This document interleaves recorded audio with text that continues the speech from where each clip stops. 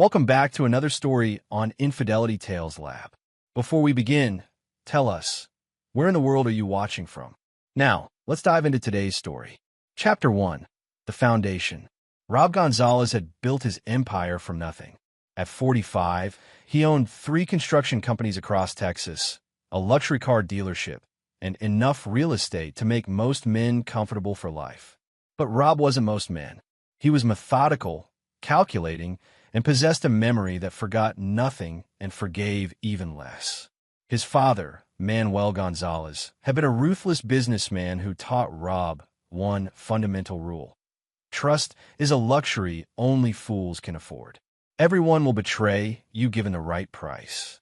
Rob had learned this lesson well, applying it to every relationship except one, his family.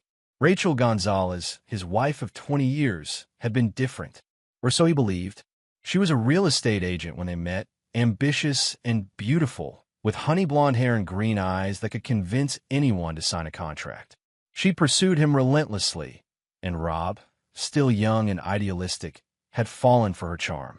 Their daughter Nicole was 17 now, a senior at St. Catherine's Preparatory School. She had inherited Rob's determination and Rachel's persuasive abilities, but unlike her mother, Nicole genuinely loved her father. She worked part-time at a local cafe, saving every penny for months to buy Rob something special for Father's Day. The Gonzalez family lived in a sprawling mansion in the hills outside Austin, complete with a 6-car garage, infinity pool, and enough security cameras to monitor a small town. Rob had installed them all himself. He trusted no one else with his family's safety. On this particular Thursday evening, Rob sat in his home office reviewing contracts when Nicole burst through the door, her dark eyes sparkling with excitement. "Dad, I need to show you something," she said, pulling out her phone. "I've been saving for 6 months, and I finally have enough." She showed him a screenshot from a luxury watch retailer. A Patek Philippe Nautilus, $3,000. Rob's expression softened, a rare occurrence that only Nicole could provoke. "Sweetheart, that's too much money. You don't need to. I want it, Dad. You work so hard for us, and you never buy anything for yourself. Mom's always getting new jewelry and trips, but you give and give." Nicole's voice carried a maturity beyond her years. "Besides, I already put down a deposit. I'm picking it up tomorrow after school for Father's Day." Rob felt something unfamiliar stir in his chest, pride mixed with an emotion he rarely allowed himself to feel. "Love. Nicole, thank you. That means more to me than you know." After Nicole left, Rob returned to his paperwork, but his mind wandered. Perhaps his father had been wrong. Perhaps some people could be trusted completely. He was wrong. Chapter 2. The Betrayal. Friday afternoon arrived with the oppressive heat typical of Texas summers. Rob was in the middle of a conference call with investors when his phone buzzed with a text from Rachel. "Changed my mind. Taking the money for my vacation with James. The watch can wait." Rob stared at the message, reading it 3 times before the words fully registered. The investors' voices faded into background noise as a cold fury settled in his chest. The same feeling he'd experienced as a child watching his father's business partners try to cheat him. James. Lance Barrett. Rob knew exactly who that was. Lance Barrett was Rachel's fitness trainer, a 32-year-old pretty boy with bleached teeth and muscles that looked better than they performed. Rob had tolerated the training sessions, even paid for them, because Rachel claimed she needed to stay in shape for her real estate career. But vacation? With her trainer? Rob ended the conference call without explanation and immediately called Nicole. She answered on the first ring. "Dad, I'm at the jewelry store right now. The watch is gorgeous. You're going to—" "Nicole, has your mother contacted you today?" "Yeah, about an hour ago. She said she needed the money for something more important." "I don't understand, Dad. I've been saving for 6 months. She knows how important this is to me." Rob's grip tightened on the phone. "Where are you exactly?" "Still at Harper's Jewelers on 5th Street. Mr. Harper said he'd hold the watch until 5 o'clock, but after that—" Nicole's voice trailed off, thick with disappointment. "Stay there. I'm coming." Rob hung up and opened his laptop, fingers flying across the keyboard. Within minutes, he'd accessed Rachel's credit card statements, phone records, and social media accounts. The picture that emerged was clearer than he'd expected. Rachel and Lance had been planning this trip for weeks. Cabo San Lucas, a 5-star resort, premium suite. The total cost? Exactly $3,000, Nicole's gift money. But the vacation was just the surface. Text messages revealed an affair that had been going on for 8 months. Photos showed intimate dinners, weekend getaways when Rachel claimed to be at real estate conferences, and enough evidence to bury her in any divorce proceeding. Rob's father had been right after all. He drove to the jewelry store in his black Mercedes AMG, his mind already formulating plans. When he arrived, Nicole was sitting outside on a bench, her head in her hands. "Dad, I'm so sorry. I wanted to give you something special, and now." "Nicole." Rob's voice was calm, controlled. "Look at me." She raised her tear-stained face. "Your mother made a choice today, a choice that reveals who she really is." "But you?" Rob's hand gently touched her shoulder. "You showed me who you are. The intent matters more than the outcome." "But the watch will be on my wrist tomorrow." Rob pulled out his platinum credit card. "We're buying it right now. But first, I need you to do something for me." Nicole wiped her eyes. "Anything. I need you to act like nothing happened. Can you do that? Pretend you're okay with your mother's decision, at least until Sunday." Nicole studied her father's face. She'd inherited his intelligence, and she could see something dangerous brewing behind his dark eyes. "Dad, what are you planning?" "Justice," Rob replied simply. "Your mother thinks she can steal from you, betray our family, and face no consequences. She's about to learn otherwise." They walked into Harper's Jewelers together. Rob bought the watch and handed it to Nicole. "Happy Father's Day," he said, from the only family member who truly understands loyalty. That evening, Rob sat in his office making phone calls. The first was to Garrett Williamson, his head of security and a former military contractor. The second was to Frank Waters, a private investigator who specialized in surveillance. The third was to his lawyer, Theodore Farrell, who had helped Rob navigate every major business deal for the past decade. "Theo, I need you to prepare divorce papers. Adultery, theft from a minor, and anything else you can think of. But don't file them yet." "Rob, what's going on?" "My wife is about to discover that betraying a Gonzalez comes with a price she never imagined." Chapter 3, The Calm Before. Saturday morning dawned clear and hot. Rachel was in the kitchen making coffee when Rob entered, freshly showered and dressed for his morning run. He observed her carefully, the way she avoided eye contact, the nervous energy in her movements, the guilt she tried to hide behind casual conversation. "Good morning, honey," Rachel said, her voice artificially bright. "Sleep well." "Like a rock." Rob poured himself coffee, his tone neutral. "What are your plans today?" "Oh, just some errands. Maybe lunch with the girls." Rachel's hands trembled slightly as she reached for her phone. "Actually, I might need to go out of town for a few days. There's a real estate conference in Dallas." Rob nodded thoughtfully. "Sounds important. When do you leave?" "Tomorrow morning, early." Rachel's relief was visible. "I'll probably be gone until Wednesday." "I'll miss you," Rob said, and meant it in a way Rachel couldn't possibly understand. He would miss having a target for his anger so close at hand. After Rachel left for her errands, which Rob knew was a final planning session with Lance, Rob spent the morning implementing the first phase of his plan. He called his daughter into his office. "Nicole, I need to tell you something, and it's going to hurt." Rob showed her printouts of the text messages between Rachel and Lance. "Your mother is having an affair." Nicole's face went through a series of emotions: shock, disbelief, hurt, and finally, anger. "How long?" 8 months. "And the vacation money?" "Was always intended for her lover. Your gift was just convenient timing." Rob's voice was gentle but firm. "Nicole, I want you to understand something. Your mother's betrayal isn't your fault, and it doesn't reflect on you. But it does reveal something important about character." Nicole was quiet for a long moment. When she spoke, her voice was steel. "What do you need me to do?" Rob smiled. Not the warm smile he reserved for his daughter, but the cold expression his business competitors had learned to fear. "Tomorrow morning, your mother leaves for her vacation. I want you to text her around noon, asking if she's having a good time at her conference. Act normal, like you believe her story. Why? Because your mother's going to spend the next few days believing she's gotten away with betraying our family. She's going to relax, let her guard down, enjoy herself with her lover. And when she's at her happiest, when she feels most secure. Rob didn't finish the sentence, but Nicole understood. She'd seen that look in her father's eyes before, usually right before a business rival found themselves destroyed and bankrupted.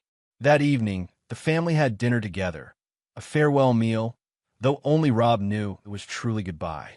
Rachel chatted nervously about her upcoming conference, while Lance sent her encouraging texts that made her phone buzz every few minutes.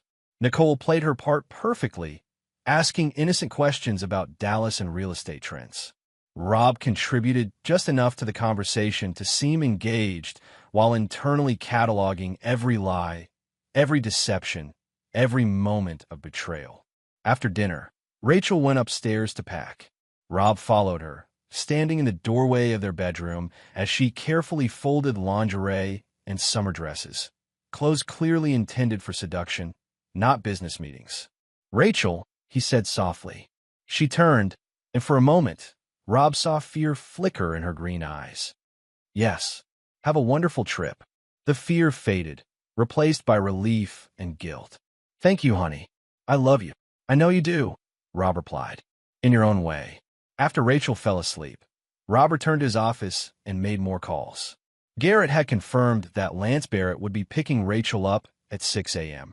Frank had already planted tracking devices in both their vehicles and was monitoring their phones. Theodore had prepared not just divorce papers, but a comprehensive legal strategy that would leave Rachel with nothing. But Rob's plans extended far beyond legal proceedings. He opened his laptop and began typing detailed instructions to his network of contacts. Men and women who owed him favors, who feared him, or who simply respected his power. Construction workers, real estate agents, private security firms, journalists, social media influencers, and city officials. By dawn, Rob had assembled an army of people who would help him orchestrate Rachel and Lance's destruction. Not through illegal activities or corporate fraud, but through a carefully orchestrated campaign that would systematically dismantle every aspect of their lives. As he watched Rachel's suitcase disappear into Lance Barrett's BMW at 6 a.m. sharp, Rob felt the familiar calm that came before battle. His father had taught him that betrayal was inevitable, but he'd failed to teach the second part of the lesson, that betrayal must always be punished. Rob Gonzalez was about to provide that education. Chapter 4. The Hunt Begins. By the time Rachel and Lance reached their first stop in San Antonio, Rob had already set the first phase of his plan in motion. Frank Waters called at 9 a.m. with a status report. "They stopped at the Hyatt for breakfast," Frank reported. "Very cozy. Lots of public displays of affection. Lance paid with his credit card, which, by the way, is already maxed out. Your wife seems to be financing this entire operation." Rob sat in his office, watching security footage of his property on multiple monitors. "What else?" "Lance Barrett is deeper in debt than we initially thought. 3 credit cards maxed, behind on his truck payments, and he owes his gym landlord 4 months' rent. This vacation is being paid for entirely by your wife's personal account." "Perfect. What about their accommodations in Cabo?" "Premium suite at the Grand Solmar Resort. 5 nights, all meals included, spa treatments. Total cost is actually closer to $4,000. Looks like Lance convinced her to upgrade using her own credit card." Rob made notes on a legal pad. "Frank, I want you to stay close, but not too close. Document everything, every meal, every drink, every intimate moment. I want a complete record of how they spend Nicole's money." "Already on it. I got a contact at the resort who'll provide photos and video surveillance.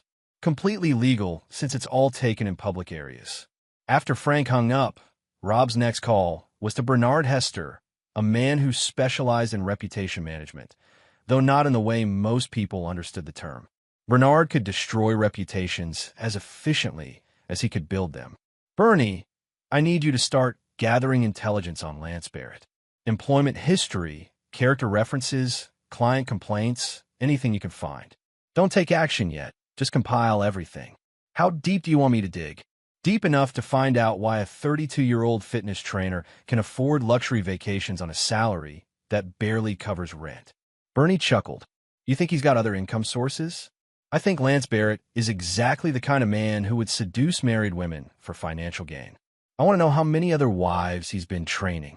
Rob's third call was to Chuck Hayes, a city building inspector who owed Rob several favors. Chuck, I need you to pay a visit to Barrett's Fitness on Maple Street. Full inspection, electrical, plumbing, fire safety, accessibility compliance, the works. When do you want this done? Wednesday morning. While he's out of town. Rob, if I find violations. You'll find violations, Chuck. Lance Barrett strikes me as the kind of man who cuts corners wherever possible. The rest of Monday was spent laying groundwork. Rob personally visited 3 of his construction sites, ensuring that his workers understood the importance of quality work and customer satisfaction.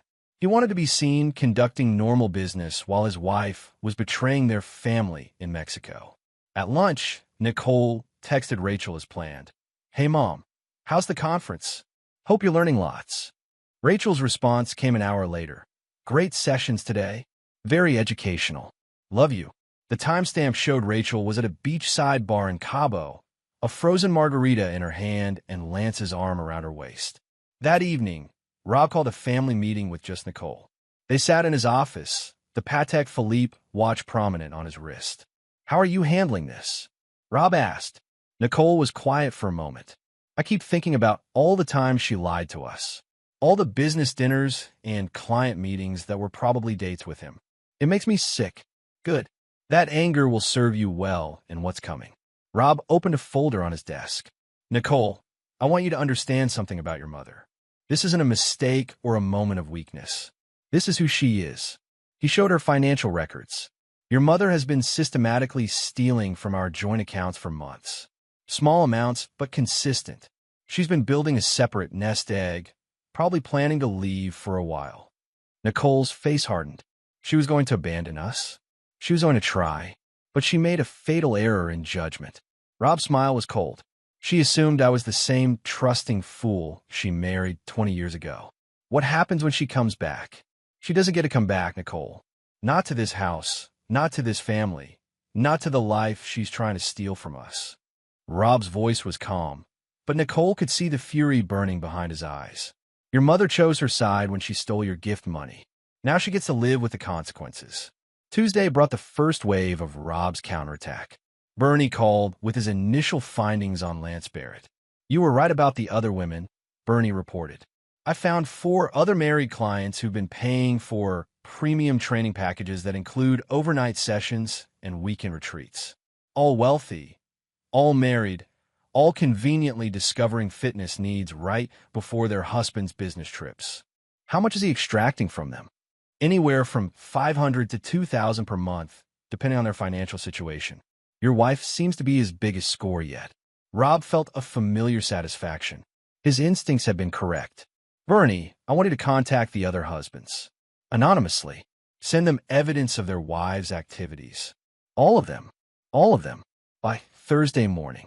Wednesday morning brought Chuck Hayes's building inspection results. As expected, Barrett's Fitness failed on multiple counts. Outdated electrical systems, insufficient fire exits, and violations of Americans with Disabilities Act requirements. The gym's been red-tagged, Chuck reported. Immediate closure until all violations are corrected. I estimate at least $20,000 in required repairs. Perfect timing, Rob said. Lance Barrett is about to discover that his business no longer exists.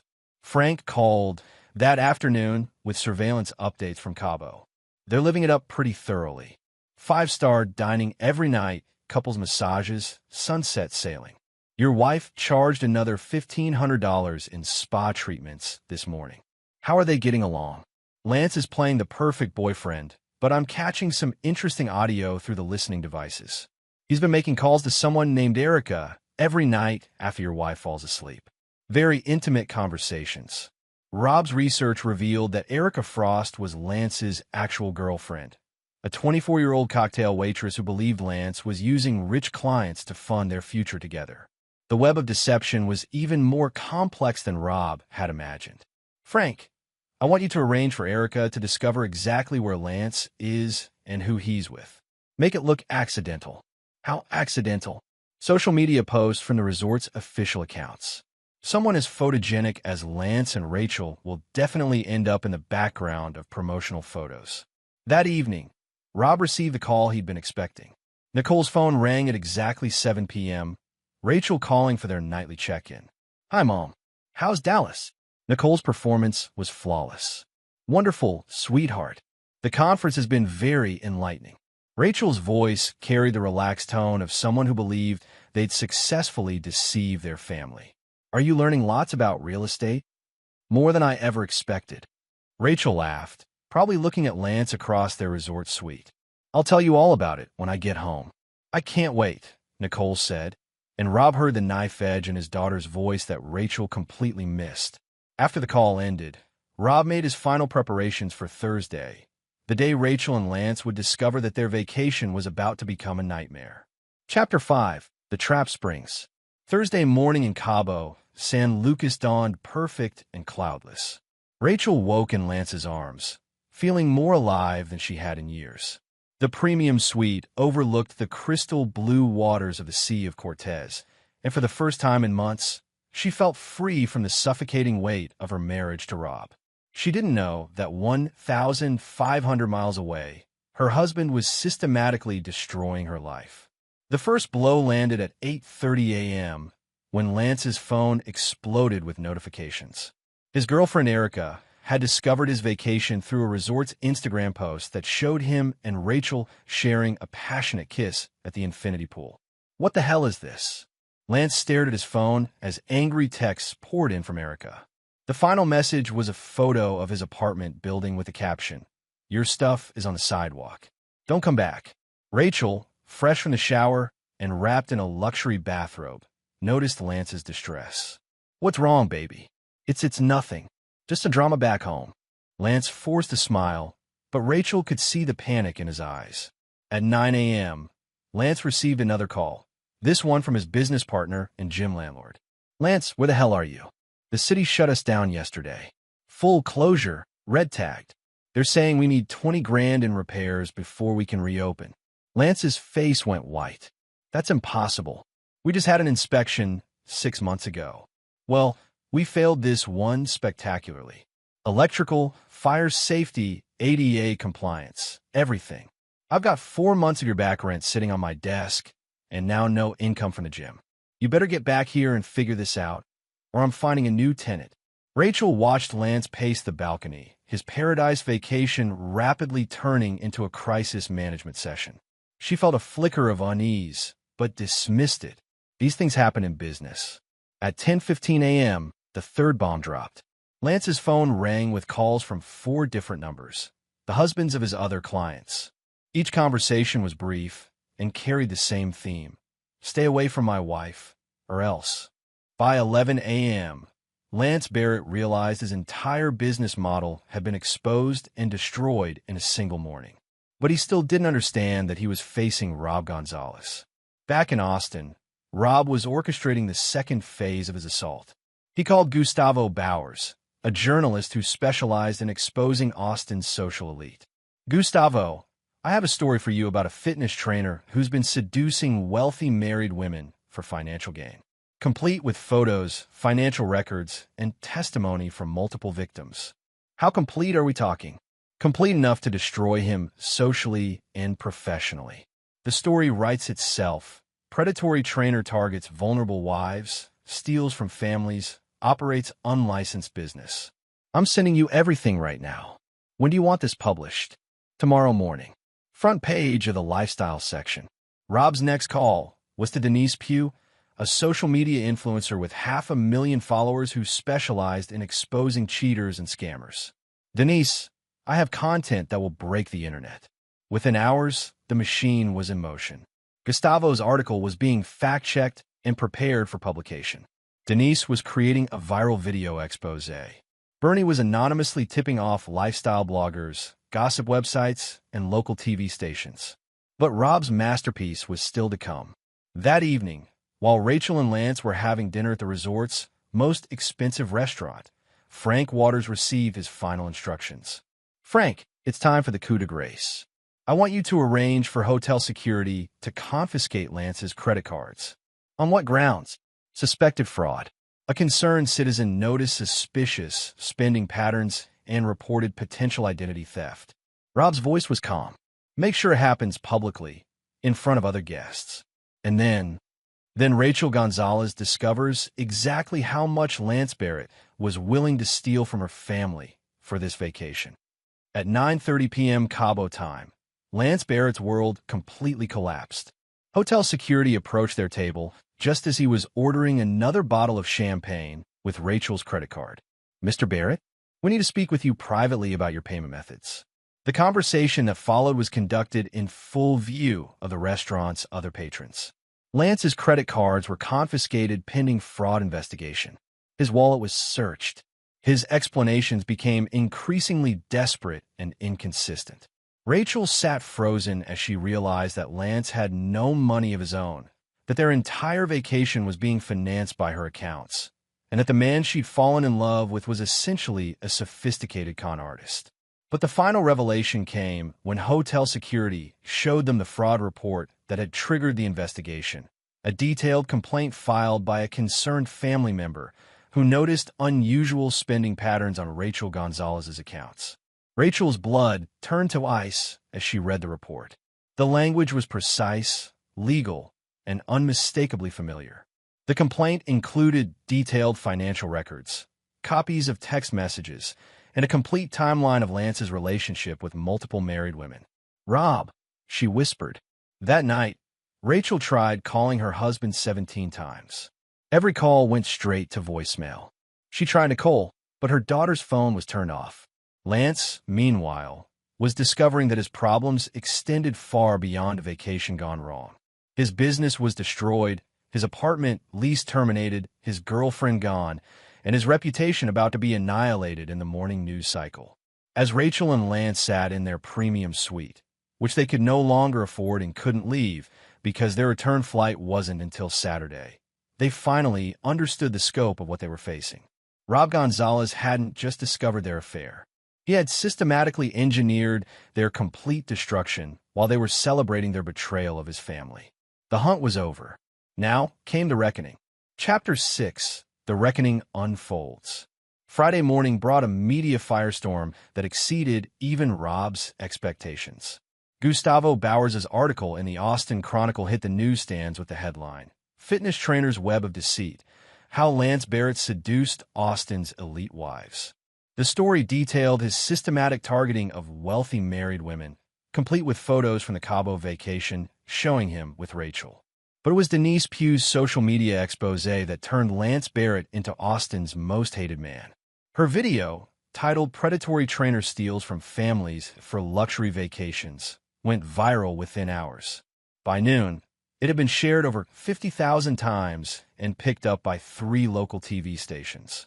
The video included surveillance footage from Barrett's fitness showing Lance with various married clients in compromising positions, financial records proving his debt situation, and audio recordings of him bragging about his stupid rich housewives to other trainers. In Cabo, Rachel and Lance were trapped in a nightmare. The hotel management, now aware of their situation through the fraud investigation, had frozen their suite access pending payment resolution. Lance's humiliation was complete when resort security escorted him through the lobby in front of other guests. Rachel called Rob's office from the hotel business center, her hand shaking as Theodore Farrell answered instead of her husband. "Theo, where's Rob? I need to talk to him." "Mrs. Gonzalez, I'm Mr. Gonzalez's attorney. Your husband is currently unavailable, but I've been instructed to inform you that divorce proceedings have been initiated. You'll receive formal papers upon your return to Austin." "Divorce?" "Theo, this is all a misunderstanding. I can explain. Mrs. Gonzalez, the evidence of your extramarital affair is comprehensive and documented. Additionally, you've been charged with theft from a minor, specifically taking your daughter's savings without permission for personal use." Rachel's world tilted. "Theft from a minor? That's ridiculous. Nicole is my daughter. Nicole is 17 years old, and the money was her personal savings, taken by you for an extramarital vacation. In Texas, that constitutes theft from a minor, punishable by up to 2 years in prison. The line went dead. Lance, meanwhile, was discovering that his legal troubles extended beyond financial fraud. Bernie Hester had arranged for 3 of his former clients to file sexual harassment lawsuits, claiming they were coerced into intimate relationships through financial pressure and emotional manipulation. By Friday evening, Lance Barrett was facing potential criminal charges, civil lawsuits, and complete social ostracism. His gym was permanently closed, his business license revoked, and his reputation destroyed beyond repair. But Rob's plan was far from complete.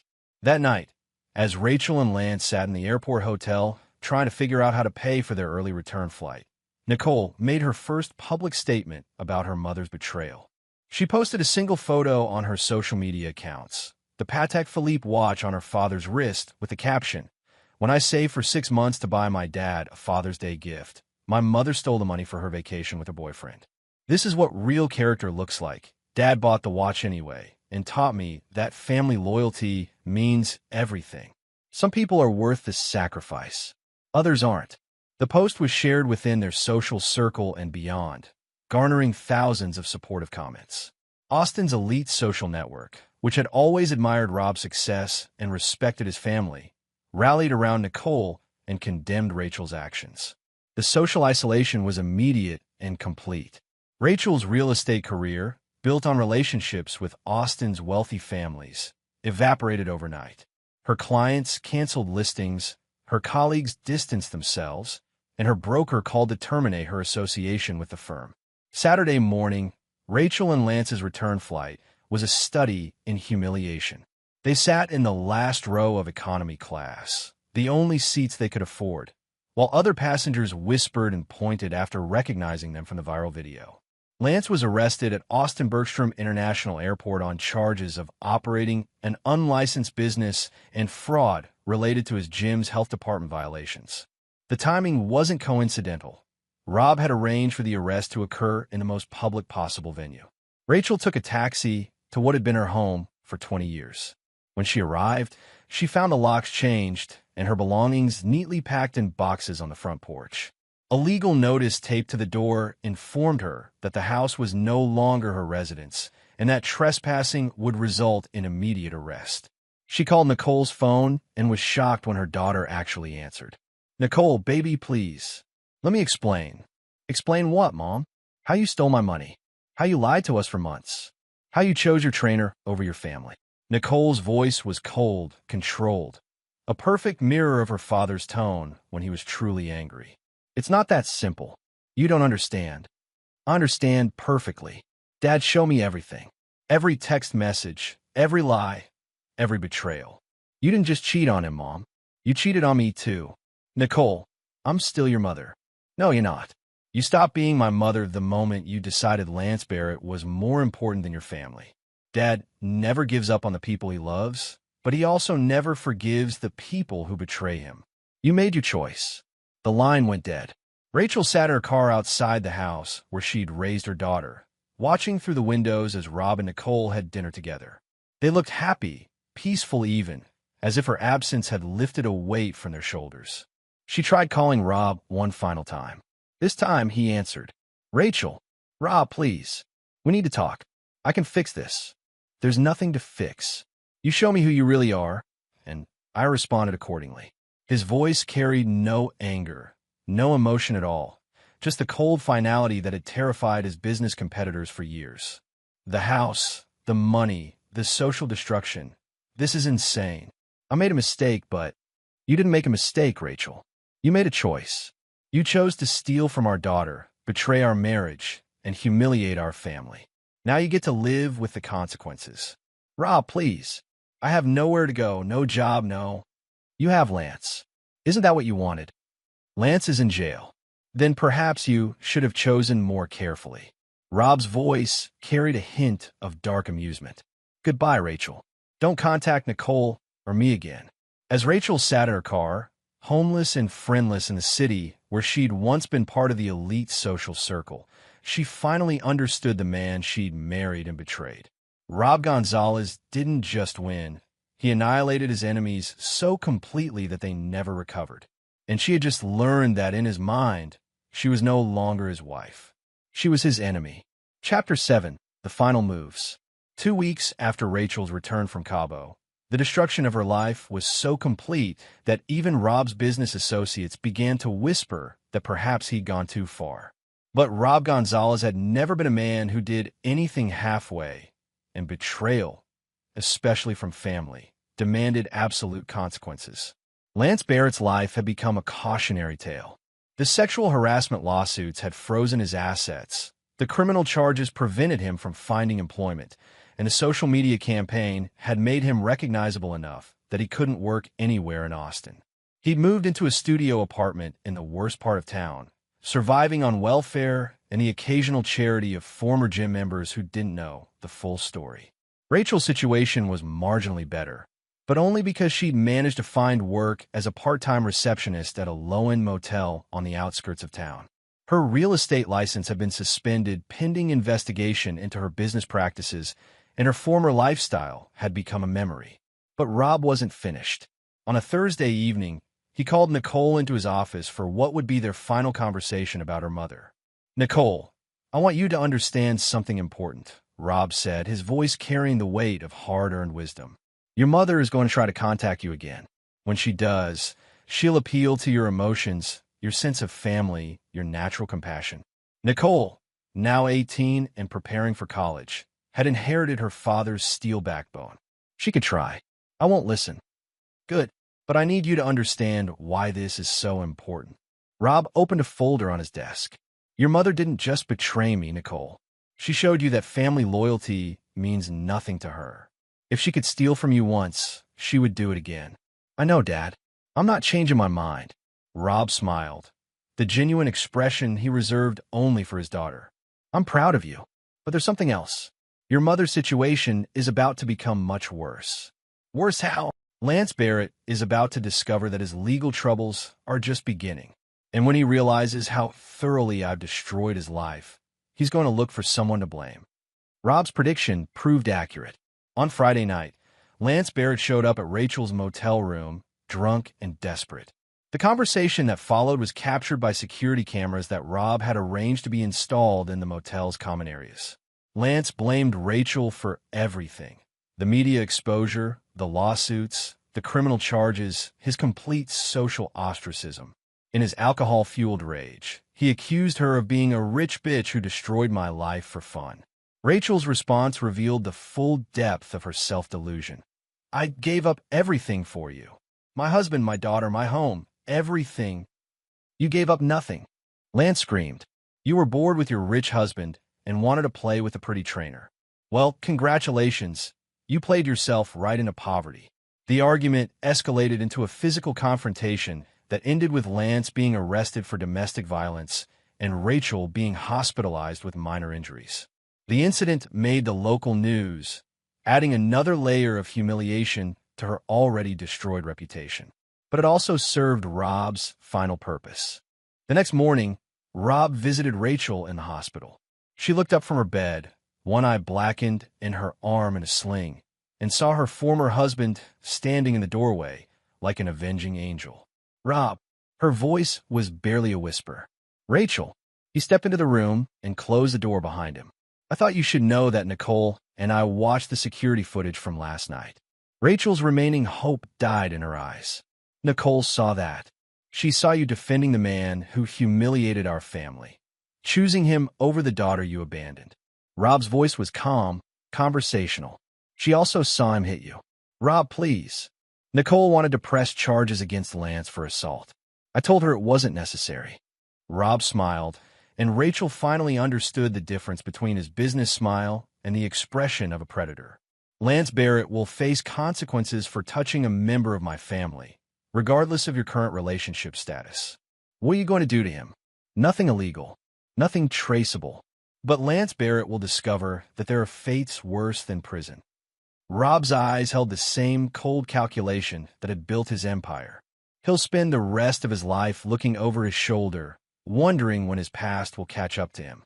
Rachel stared at her former husband, finally seeing him clearly for the first time in 20 years. You're not the man I married. Yes, I am. You just never bothered to pay attention. Rob turned toward the door, then paused. Rachel, Nicole asked me to give you a message. What? She said to tell you that she hopes you're happy with your choice, because those are the only consequences you'll ever face from our family. We're done with you. Rob left the hospital and drove to his office, where he made 2 final phone calls. The first was to Manuel Moses, a man who specialized in making problems disappear permanently, not through violence, but through relocation services for people who needed to start over somewhere far away. Manuel, I have a job for you. Lance Barrett needs to understand that Austin is no longer a safe place for him to live. How permanent are we talking? Permanent enough that he never contacts my family again. The second call was to Garrett Williamson. Garrett, I want you to arrange a meeting with Rachel's motel manager. I'm going to buy that property. You want to evict her? I want to give her 6 months free rent and a paid bus ticket to whatever city she chooses. After that, she's on her own. Garrett was quiet for a moment. That's surprisingly generous. I'm not a monster, Garrett. I'm a father who protected his family from betrayal. Rachel made her choice, and she's faced the consequences. But I won't have Nicole wondering if I was unnecessarily cruel to her mother. And after the 6 months? After 6 months, Rachel Gonzalez will be someone else's problem in some other city. As long as she stays away from Austin and never contacts Nicole again, I have no interest in her existence. That evening, Rob and Nicole had dinner together in their home, just the 2 of them, as it had been for the past month. Nicole was leaving for college in the fall, but the bond between them had only grown stronger through the crisis. Dad, can I ask you something? Nicole said as they finished their meal. Anything. Do you ever regret how far you went with Mom and Lance? Rob considered the question carefully. Nicole, your mother didn't just betray me. She betrayed you, and she betrayed the concept of family itself. When someone shows you who they really are, you have to respond accordingly. But she's still my mother. Biologically, yes. But being a parent is about more than genetics. It's about loyalty, sacrifice, and putting your child's well-being before your own desires. Your mother failed that test. Rob's voice softened. You saved for 6 months to buy me a gift because you love our family. She stole that money to fund her affair. That tells you everything you need to know about character. Nicole nodded slowly. I understand, and I agree with what you did. I just wanted to make sure you don't carry any guilt about it. Rob smiled at his daughter, the only person in the world who truly knew him and loved him anyway. No guilt, sweetheart. Only certainty that I protected what matters most. 3 days later, Lance Barrett disappeared from Austin. Manuel Moses had convinced him that certain individuals were looking for him, and that his best chance of survival was to start over in a different state under a different name. Rachel took the bus ticket to Phoenix, carrying only a small suitcase and the knowledge that her former life was permanently over. And Rob Gonzalez sat in his office, the Patek Philippe watch glinting on his wrist, knowing that he had taught his daughter the most important lesson of all. Loyalty must be rewarded, and betrayal must be punished, regardless of family bonds. The price of betrayal had been paid in full. Chapter 8. The Inheritance.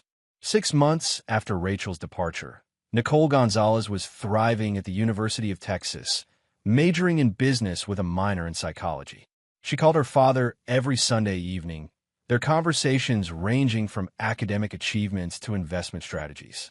Rob had begun teaching her the family business, recognizing that she possessed not only his intelligence, but his instinct for reading people's true intentions. On one particular Sunday in December, Nicole brought up a subject that had been weighing on her mind. Dad, I've been thinking about what happened with Mom, and I realize I learned something important from watching you handle the situation. What's that? That forgiveness and trust are 2 different things. You can forgive someone for hurting you, but that doesn't mean you have to trust them again or allow them back into your life. Rob felt a surge of pride. At 18, Nicole understood concepts that had taken him decades to learn. Exactly. Your mother's actions revealed her character. Once someone shows you they're willing to betray family for personal gain, they'll do it again if given the opportunity. Have you heard anything about her? Nothing directly.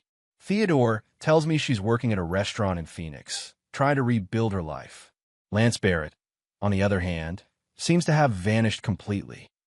Rob didn't mention that Manuel Moses sent him quarterly reports confirming that Lance was working construction in Oregon under an assumed name, still looking over his shoulder and avoiding social media.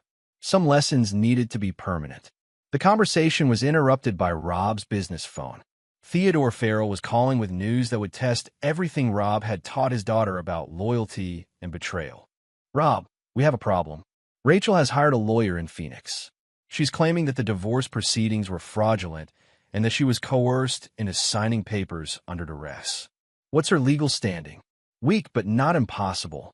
She's arguing that she was emotionally traumatized and not of sound mind when she agreed to the settlement. Her new lawyer is also claiming that some of the evidence against her was obtained illegally." Rob's expression hardened. "Theodore, be very clear with me.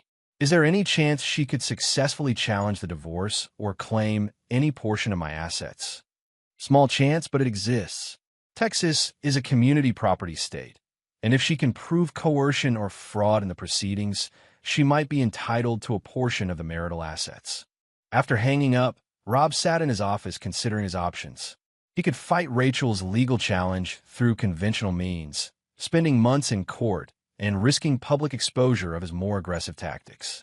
Or he could end this permanently. He chose option 3. He would test Nicole's loyalty one final time. That evening, Rob called his daughter back. "Nicole, I need to tell you something, and then I need you to make a choice." "What's wrong?" "Your mother is trying to overturn our divorce. She's hired a lawyer and is claiming that I coerced her into signing the papers. If she succeeds, she could potentially claim half of everything I've built, including your inheritance." Nicole was quiet for a long moment. "What are you going to do?" "I'm going to give you the choice. I can fight this legally, which might take years and cost millions. I can make the problem disappear permanently, which would ensure your future is secure. Or I can negotiate with her, give her enough money to make the lawsuit go away. What do you think I should choose?" Rob smiled at his daughter's directness. "I think you should choose based on what you've learned about character and consequences. Your mother had everything: a loving family, financial security, social status. She threw it all away for a man who hid her in a motel room. Now she wants to come back and take half of what we've built together." "She already made her choice," Nicole said quietly. "She chose Lance over us. She chose her affair over her family. She chose to steal from me rather than respect my gift to you. And people who make those choices don't get to come back when their consequences become uncomfortable." Nicole's voice carried the same steel backbone that Rob had possessed at her age. "Handle it however you think is best, Dad. But don't let her take anything from our family again." Rob felt a complex mixture of pride and concern. His daughter had inherited his strength, but he wondered if she truly understood what she was asking him to do. "Nicole, when I say handle it, I need you to understand that there are different levels of permanence. Are you asking me to make this go away temporarily or permanently? I'm asking you to protect our family the same way you always have, whatever that takes." The next morning, Rob made a single phone call to a number he hadn't used in over a decade. When the voice answered, Rob simply said, "I need to discuss a permanent solution to a recurring problem." "How permanent?" "Permanent enough that the problem never resurfaces, but subtle enough that no one asks questions." "I understand. It'll take 2 weeks to arrange." Rob hung up and immediately called Theodore. "Theo, I want you to prepare a counteroffer for Rachel's lawyer. We'll give her $100,000 and a signed agreement that she never contacts Nicole or me again. If she accepts, the offer stands. If she refuses, she gets nothing. And if she refuses, then the problem resolves itself through other means." Rachel's lawyer called back within 3 hours. She would accept the settlement. But Rob had already set the permanent solution in motion, and some operations couldn't be recalled once initiated.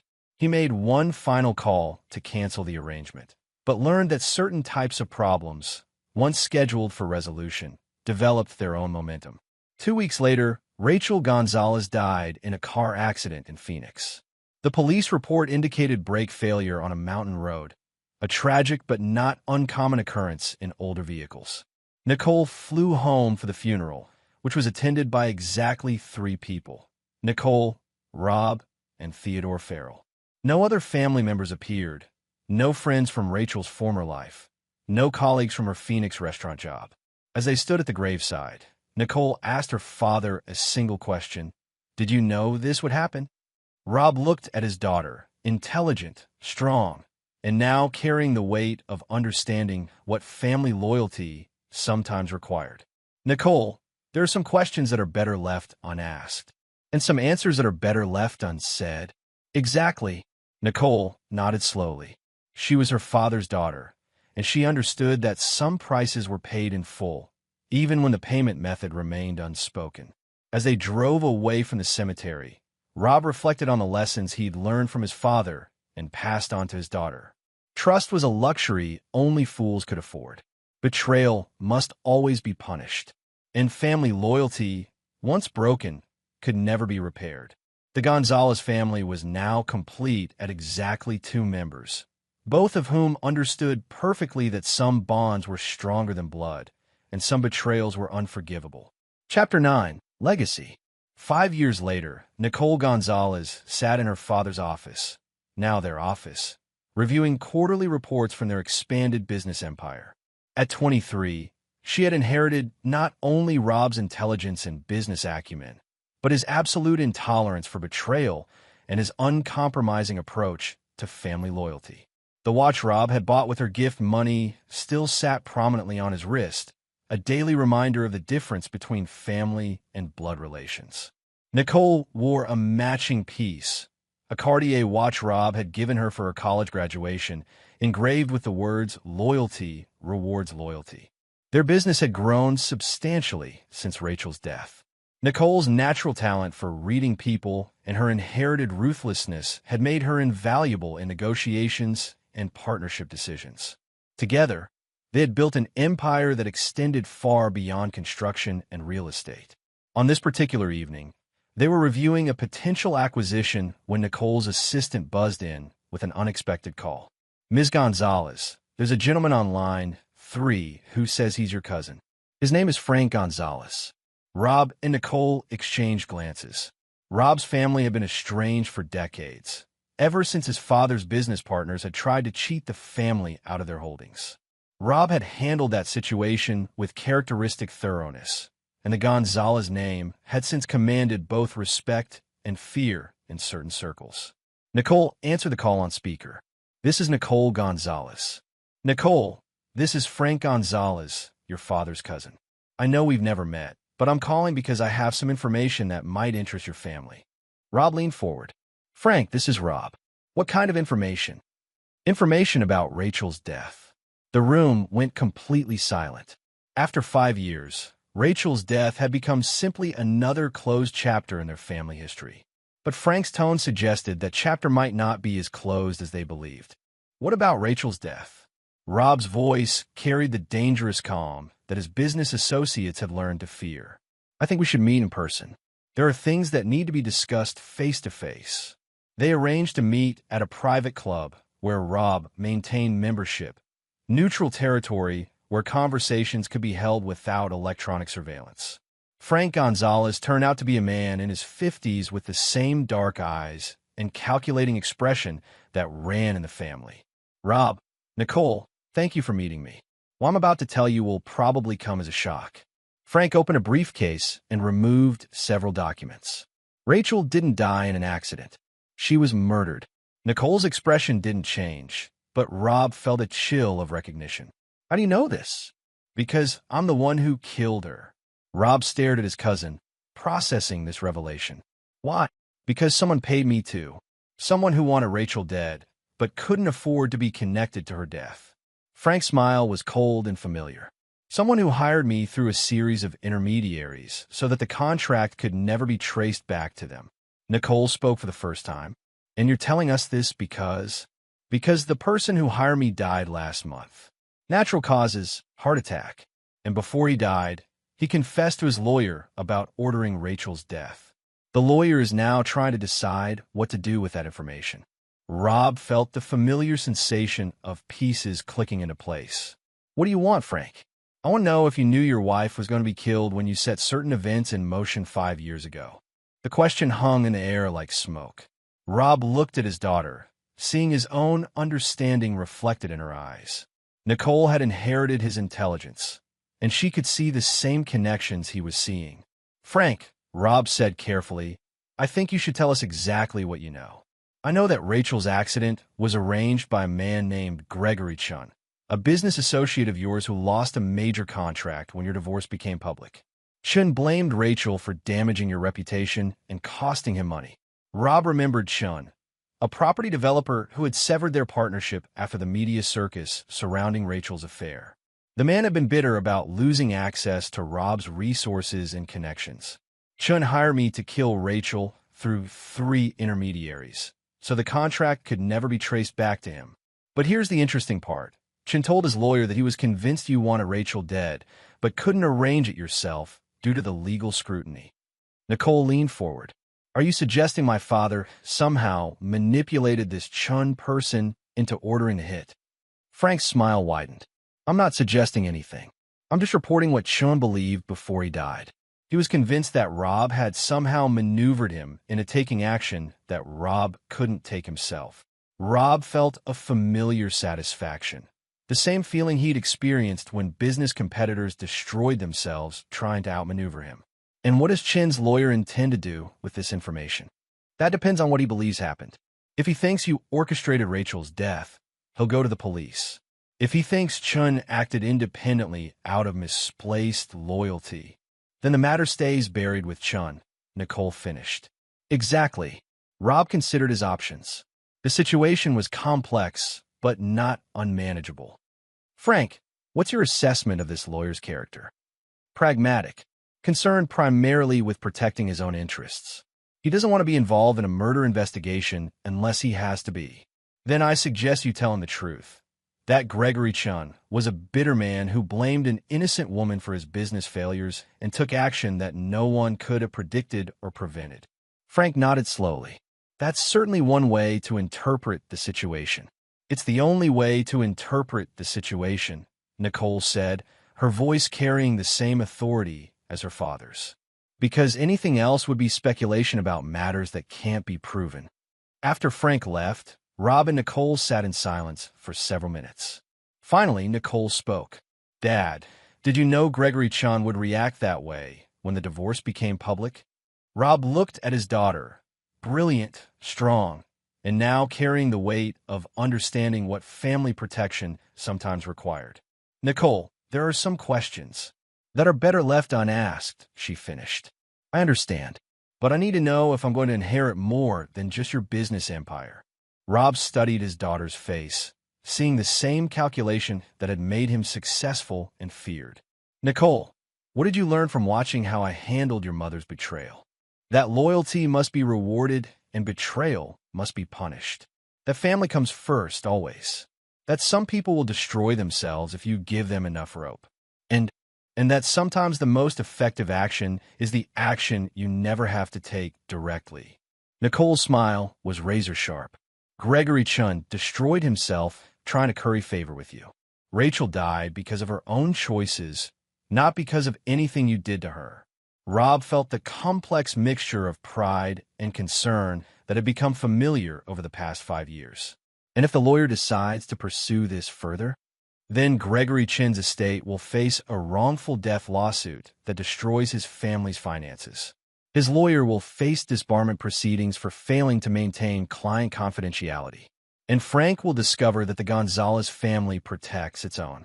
Rob looked at the Patek Philippe watch on his wrist, a symbol of family loyalty purchased with money that his wife had tried to steal from their daughter. Nicole wore her matching Cartier, a symbol of the bond they'd forged through betrayal and consequence. Nicole, you've learned the most important lesson about family and business. Sometimes the most powerful action is the one you never have to take directly, because other people will take that action for you if you understand their motivations well enough. Exactly. 3 weeks later, Gregory Chin's lawyer concluded that his client had acted independently out of misplaced loyalty and business frustration. The matter was closed without investigation. Frank Gonzalez disappeared back into whatever shadows he inhabited, and the Gonzalez family continued building their empire on the foundation that Rob's father had taught him decades earlier. Trust no one completely, but understand everyone's price. Rob and Nicole never discussed Rachel's death again. But every Father's Day, Nicole gave her father a small gift. Never expensive, always meaningful.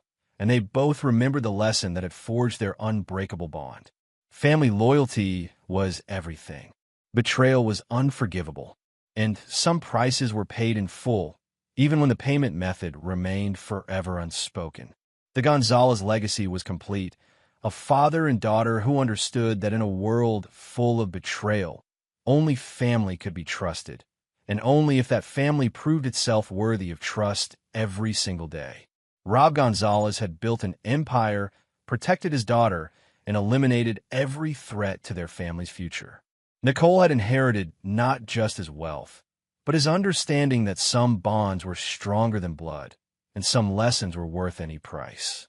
The watch on Rob's wrist continued to tick, marking time for a family that had learned the hardest truth of all.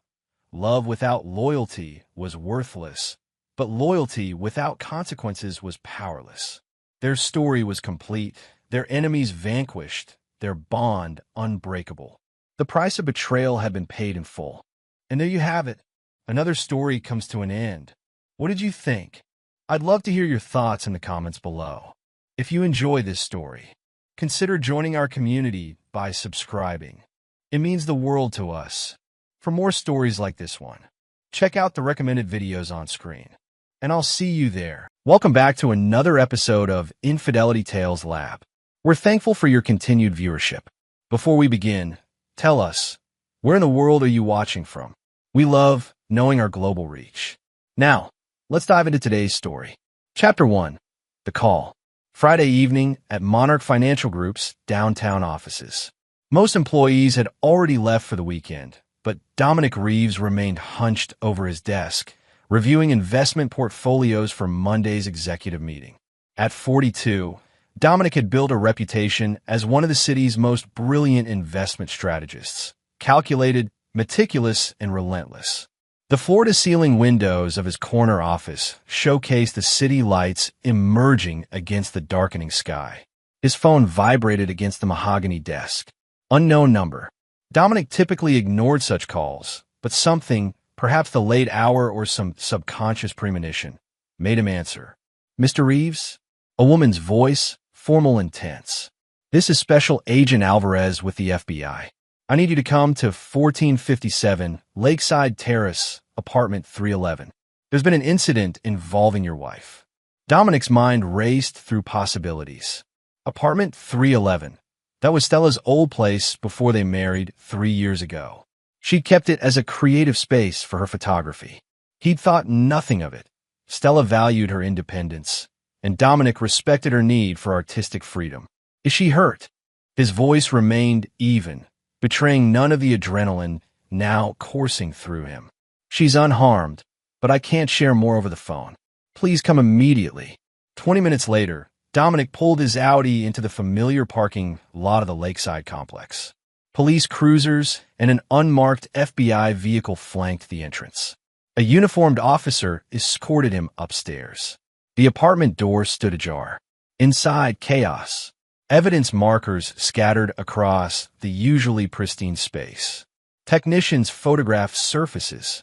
And there, on the couch, sat Stella, his wife of 3 years, her wrists in handcuffs, tears streaming down her perfect face. More surprising were her parents, Theodore and Vivian Pierce, standing in the corner. They rarely visited from Connecticut, claiming the cross-country flight was too taxing. Yet here they were, looking devastated. Vivian rushed toward him, clutching his arm with bony fingers. Dominic, dear, thank God you're here. Stella swears it wasn't her fault. Before he could respond, Stella's eyes locked with his. Dom, please don't let him see the bedroom. Her voice cracked with desperation. Special Agent Alvarez, a stern-faced woman with sharp eyes, approached. Mr. Reeves, your wife called her parents before we arrived. We're still trying to understand the situation. Something cold settled in Dominic's chest. He moved toward the bedroom, ignoring Stella's pleas. "Sir, we haven't finished processing." An officer tried to block his path, but Dominic pushed past. The bedroom door offered slight resistance. He forced it open. Blood everywhere, splattered across the white bedsheets, the cream carpet, the abstract artwork Stella had created during their honeymoon in Santorini. And sprawled across the bed, a man's body, late 30s, athletic build, a neat bullet hole in his forehead. But it wasn't the corpse that froze Dominic in place. It was the photos plastered across the walls, hundreds of them. Stella with this man, kissing, embracing, making love, dating back 18 months, half their marriage. And on the bedside table, 2 handwritten journals. He grabbed one, flipped it open. April 7th, Dom working late again. Meeting in at the apartment. He understands me in ways Dom never could. June 15th, and want me to leave Dom. Says we could be happy together. But the prenup Dom made me sign would leave me with nothing. August 30th, discussed options within. Dom's life insurance policy would solve everything. No prenup restriction if he dies. Dominic felt nothing. No rage. No heartbreak. Just a cold, crystalline clarity. He'd spent his life analyzing risks and returns. Now he was calculating something different, the precise cost of betrayal. Mr. Reeves. Agent Alvarez stood in the doorway. The deceased is Noah Blackwell, a photography client of your wife's. We need to ask you some questions. Of course. His voice sounded distant to his own ears. But first, I'd like to understand why my wife is in handcuffs while her lover lies dead in her secret apartment. The weapon registered to your name was found in her possession. His custom Sig Sauer, a gift from his father, usually locked in the safe at their home. I had nothing to do with this, Stella sobbed from the living room. Someone is framing me. Noah and I were just friends. These photos, the journals, they must be faked. Dominic turned to face her, their eyes meeting across the blood-spattered room. In that moment, something shifted in him. The man who had walked into this apartment, the man who had believed in the sanctity of their marriage, died. What remained was something harder, colder, something unforgiving. Chapter 2. The Unraveling. The next 48 hours passed in a blur of police interviews, lawyer consultations, and shocked phone calls from friends and family. Dominic moved through it all with mechanical precision, revealing nothing of his inner thoughts. Stella was released on bail, paid by her parents, pending further investigation. The prosecution's case seemed strong. Dominic's gun, her fingerprints, their secret apartment, a documented affair, an apparent murder conspiracy. But without concrete evidence of premeditation, they couldn't yet charge her with first-degree murder. While Stella retreated to her parents' hotel, claiming she feared for her safety, Dominic returned alone to their sprawling hillside home. The 5,000-square-foot modern masterpiece they designed together now felt like a mausoleum for their marriage. In his home office, he methodically spread out everything he'd learned. Noah Blackwell, 36. Commercial photographer with a studio downtown. First met Stella when she took his advanced photography workshop 2 years ago. Their affair began 3 months later. Dominic's phone rang. Preston Walsh, his oldest friend from their Stanford days, and now the criminal defense attorney Dominic had retained. The FBI searched Blackwell's apartment today, Preston said without preamble.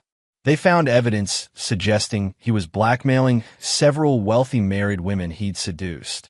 Dominic's mind churned through implications. Was Stella one of them? No records involving her. Just the journals at the crime scene, which the FBI finds suspicious. Too convenient. What's their working theory? That Stella killed him in a lover's quarrel, or to prevent exposure of the affair? But they're also looking at you, Dom. Me? Dominic's voice remained cool. Husband discovers wife's infidelity, uses his own gun to frame her for killing the lover. It's not unheard of. I was at the office with 20 witnesses. They're checking the traffic cameras, security footage. Just watch yourself. After hanging up, Dominic opened his laptop and began digging. His college minor in computer science was finally proving useful. Financial records, deleted emails, phone records. He needed everything. But he'd have to be careful. Detectable hacking would only intensify suspicion against him. 3 hours into his investigation, he found something. For days before the murder, Stella had withdrawn $75,000 from her personal account, money from her photography business that wasn't part of their shared finances. The next day, Noah Blackwell had deposited $70,000 into his account. Dominic sat back, pieces aligning in his mind. Blackmail didn't fit. This was something else. His doorbell rang at 11:47 p.m. Through the security monitor, he recognized Lily Montero, Stella's best friend since their college days at UCLA. Lily had never liked Dominic, viewing him as too controlling for free-spirited Stella. He opened the door. "It's late, Lily." She pushed past him, eyes red from crying or drinking, probably both. "Is it true? The affair? The murder? Why are you asking me? Stella's the one with handcuffs and a dead lover." Lily slapped him hard across the face. "You bastard. You never deserved her." Dominic didn't react to the sting. "You knew about Blackwell." Not a question. Her reaction confirmed it. "She loved him," Lily whispered. "Really loved him. Not like with you. Then why stay married to me?" Lily laughed bitterly. "Your prenup would have left her with nothing. And she needed your connections for her career. So she plotted to kill me instead?" Dominic's tone remained conversational, as if discussing market trends. Lily's eyes widened. "What? No. Stella would never. The journals say otherwise. Unless they're fabricated, as she claims." Lily looked away, her silence damning. "How long have you known about the affair?" "From the beginning," she admitted. 15 months ago, after your trip to Tokyo, when you left her alone for 2 weeks. A business trip he'd invited Stella to join. She declined, claiming a gallery installation deadline. "Did you know they were planning to kill me?" "God, no. I would have stopped that." Lily's horror seemed genuine. Noah had a darker side Stella didn't see at first. Possessive, manipulative. He kept pushing her to leave you, got angry when she wouldn't. Dominic studied her. "So, you're suggesting Noah planned my murder without Stella's knowledge?" "I don't know." Lily's shoulders slumped. 2 weeks ago, Stella called me crying. Said Noah was pressuring her about something terrible. She was scared but wouldn't tell me details. Dominic walked to his bar, poured 2 fingers of scotch. "Why come tell me this?" "Because despite everything, I don't believe Stella killed anyone." Lily's voice strengthened. "And if she didn't, someone else did. Someone who knew about the affair, who had access to your gun, who wanted to frame her." "You think I orchestrated this?" Dominic sipped his scotch, unruffled. "I think you're capable of almost anything." Lily grabbed her purse. "Just know I'll be watching you." After she left, Dominic returned to his computer. He had more digging to do. By dawn, he discovered 3 crucial pieces of information. First, Noah Blackwell had booked one-way tickets to Venezuela, a non-extradition country, for himself and a woman named Stella Pierce, her maiden name. Second, Blackwell had recently taken out a $2 million life insurance policy naming SAR as beneficiary. And third, most interestingly, 20 minutes before the estimated time of death, a call had been placed from Blackwell's phone to a number Dominic didn't recognize. He traced the number to Maxwell Reed, a former client of his investment firm who'd lost millions following Dominic's advice during the last market downturn. Reed had threatened Dominic afterward, blaming him personally for the losses. Dominic hadn't considered him significant, just another risk-taking investor who couldn't accept market realities. Now he wondered. The pieces were assembling into a picture far more complex than a simple affair. This wasn't just betrayal, it was conspiracy, and it extended beyond just Stella and her lover. Dominic closed his laptop. He needed to approach this like any other strategic problem. Identify all players, understand their motivations, analyze vulnerabilities, then exploit them, one by one. Chapter 3. The Players. Monday morning, Dominic walked into Monarch Financial Group immaculately dressed, not a hint of his personal turmoil visible. His assistant, Vanessa, offered sympathetic eyes, but knew better than to mention the scandal now spreading through financial circles. "Your 9:30 with the Pete Ursons is canceled," she informed him. "But Mr. Harrington insisted on keeping your lunch appointment." Lawrence Harrington, CEO of Monarch and Dominic's mentor for 15 years. The lunch would be uncomfortable but necessary. Dominic needed to maintain the appearance of normalcy while he worked on his broader strategy. "Any messages from Stella?" he asked. "She called twice this morning. I told her you were unavailable. Keep doing that." Throughout the morning, Dominic functioned on autopilot while his mind worked the angles of his predicament. By 11 a.m., he'd received a text from Preston. "Evidence inventory from crime scene released. Recovered bullet doesn't match your SIG's barrel rifling. FBI bringing in ballistics expert." Interesting. So his gun hadn't fired the fatal shot, despite being found at the scene. Another piece of the puzzle. At noon, Dominic met Lawrence at Vespero, their usual spot for business lunches. Lawrence, silver-haired, patrician, and politically connected, had already ordered their usual scotch. "Dominic." Lawrence's handshake was firm. "I've instructed HR to provide whatever support you need during this situation. I appreciate that. The board is concerned about client perception. Perhaps a temporary leave." "Unnecessary," Dominic interrupted. "My personal issues won't affect my performance." Lawrence studied him. "You seem remarkably composed for a man whose wife has been accused of murdering her lover with his gun. I compartmentalize well. You taught me that." "Indeed."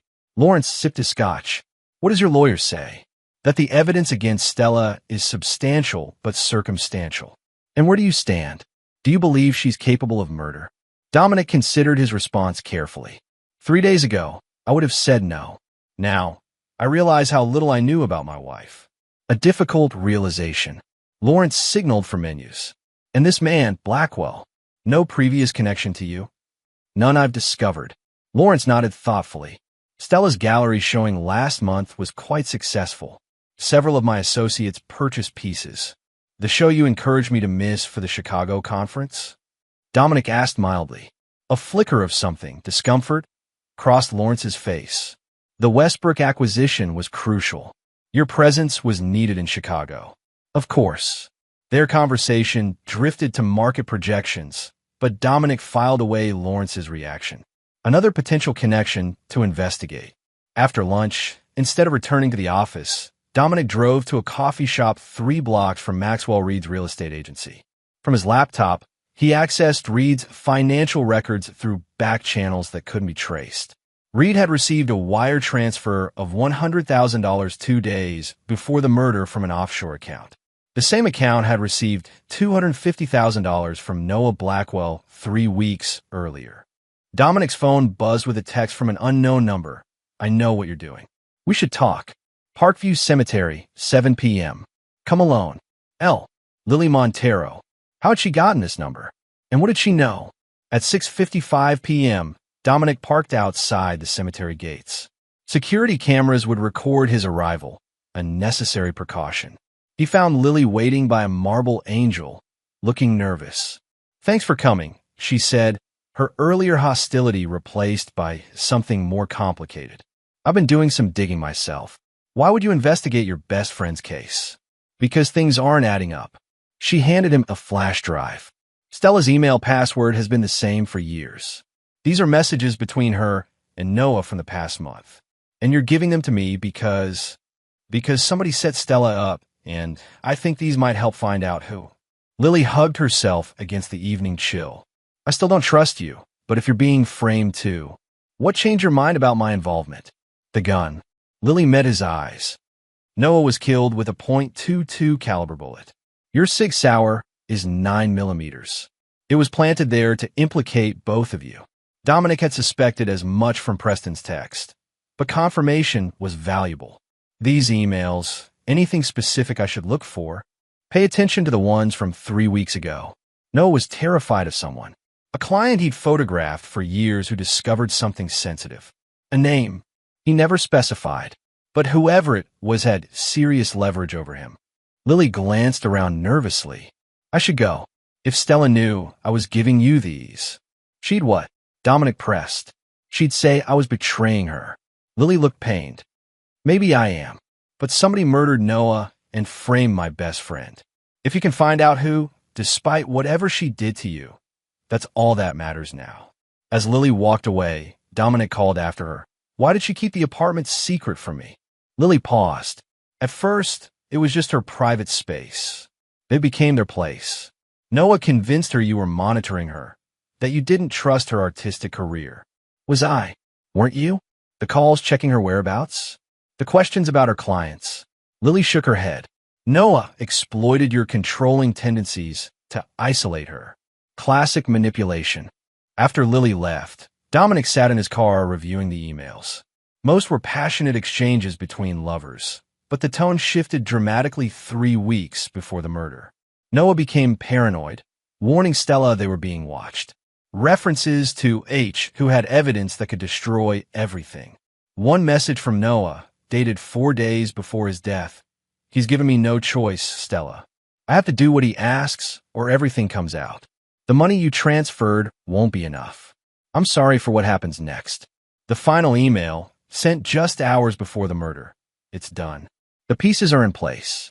By tomorrow night, we'll be free. Don't come to the apartment until I call. Once it's over, we'll have everything we wanted. Dominic closed the laptop, mind racing. The picture was becoming clearer. A frame job orchestrated by someone with power, money, and a grudge against him. Someone who had discovered Noah's affair with Stella and used it to manipulate them both. Someone who had arranged for Dominic's gun to be stolen and planted at the murder scene. Someone who knew them all well enough to exploit their weaknesses. Dominic started his car, a cold determination settling over him. He wasn't just a victim in this scenario. He was being hunted by someone who thought they were smarter than him. They'd miscalculated badly. Chapter 4, The Architect. Dominic spent the next 3 days building his case like a master chess player, positioning pieces across the board. The flash drive from Lily contained more than just emails. Noah had kept meticulous records of his blackmail victims, including photos, meetings, and payments. But nothing directly implicated Stella in a murder plot against Dominic. On Thursday morning, Dominic received a call from Agent Alvarez. Mr. Reeves, we've made some progress in the investigation. Could you come to the field office this afternoon? 3 hours later, he sat across from Alvarez in a sterile interview room. Ballistics confirms the bullet that killed Blackwell wasn't fired from your Sig Sauer, she stated, watching him carefully. Additionally, we've uncovered evidence suggesting your wife may have been coerced into her relationship with the victim. Coerced. Dominic maintained a neutral expression. Alvarez pushed a folder across the table. We found these in a storage unit registered to Blackwell. Inside were photos of Stella, clearly taken without her knowledge, dating back to before their affair began. Hundreds of surveillance images showing her daily routines, her meetings, her private moments. Classic stalking behavior. We believe Blackwell targeted your wife specifically, Alvarez continued. He had files on several wealthy married women. We're still determining whether his interest in your wife was financial or if there was another motivation. Has Stella seen these? Yes. She claimed she had no idea he was surveilling her before they met. Dominic studied the timeline of photos. This predates their photography class. Yes, which suggests the class wasn't a coincidental meeting. Dominic nodded thoughtfully. Have you checked Blackwell's past? Previous relationships? He has a sealed juvenile record in Montana. We're working on getting it opened. Alvarez leaned forward. Mr. Reeves, given this new evidence, we're exploring alternative scenarios. One possibility is that someone with a grudge against either you, your wife, or Blackwell orchestrated this situation. And my gun, reported missing from your safe 3 weeks ago by your housekeeper, Marina Santos. You were traveling in Singapore. Dominic had no memory of such a report. Marina had worked for them for 2 years, thoroughly vetted, impeccable references. Another person to investigate. We're releasing your wife from bail restrictions, Alvarez added. But the investigation remains open. After leaving the FBI office, Dominic drove directly to the Westbridge Hotel where Stella and her parents were staying. He needed to assess her directly, to look into her eyes without the shock of discovery clouding his judgment. Theodore Pierce answered the door, his weathered face hostile. She doesn't want to see you. It's not optional. Dominic stepped past him. Stella sat by the window, gazing out at the city skyline. She'd lost weight, her designer clothes hanging loosely on her frame. When she turned, her eyes widened in surprise, then narrowed with wariness. Everyone out, Dominic commanded. I need to speak with my wife alone. Absolutely not, Vivian protested. It's okay, Mom. Stella's voice was stronger than expected. Give us 15 minutes. After her parents reluctantly left, an uncomfortable silence filled the room. The FBI showed me the surveillance photos. Dominic finally said, Blackwell was stalking you before you ever met. Stella nodded slowly. I had no idea until they showed me. It's terrifying to think about. Did you love him? The directness of the question startled her. I thought I did. Now I don't know what was real and what was manipulation. The journals they found. The murder conspiracy. Was that manipulation too? I never wrote those. Tears filled her eyes. I never planned to hurt you, Dominic. I betrayed our marriage, yes. I was weak and confused and flattered by his attention. But murder? Never. Dominic studied her carefully. In the 7 years he'd known Stella, 4 dating, 3 married, he'd learned her tells. The slight flush when lying. The eye contact that intensified with honesty. Now, she met his gaze steadily. Someone went to elaborate lengths to frame you, he said evenly. Someone who knew about your affair, had access to my gun, and wanted Blackwell dead. The FBI thinks it might be Maxwell Reed, Stella offered. Noah photographed his properties for years. Recently, they had some kind of falling out. What else aren't you telling me, Stella? She hesitated. Noah was scared these past few weeks. Said someone powerful had discovered something he'd done and was using it against him. He wouldn't tell me details. Said it was safer if I didn't know. The $75,000 you gave him? Stella flinched. You know about that? I know everything now. His voice remained calm. What was the money for? He said it was to pay off someone who was threatening him. That once it was handled, we could be together openly. She laughed bitterly. I was such a fool. Were you planning to leave me? Yes. The simple admission hung between them. After my gallery showing, Noah said he'd booked us tickets somewhere we could start fresh. Venezuela. One-way tickets in your maiden name. Stella's eyes widened. How did you? Like I said, I know everything now. Dominic stood. The FBI is lifting your bail restrictions. You're free to go wherever you want. What happens to us? Her voice was small. There's no us anymore, Stella.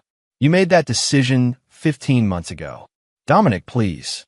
I know I don't deserve forgiveness, but you're right. You don't. He moved toward the door. But someone tried to destroy both of us. I intend to find out who. And then what? Something in his expression made her shiver. Dominic smiled coldly. Then I'll do what I've always done. Calculate the appropriate return on investment. That evening, Dominic met Preston at his private club. The attorney had news. Blackwell's juvenile record is interesting, Preston said quietly.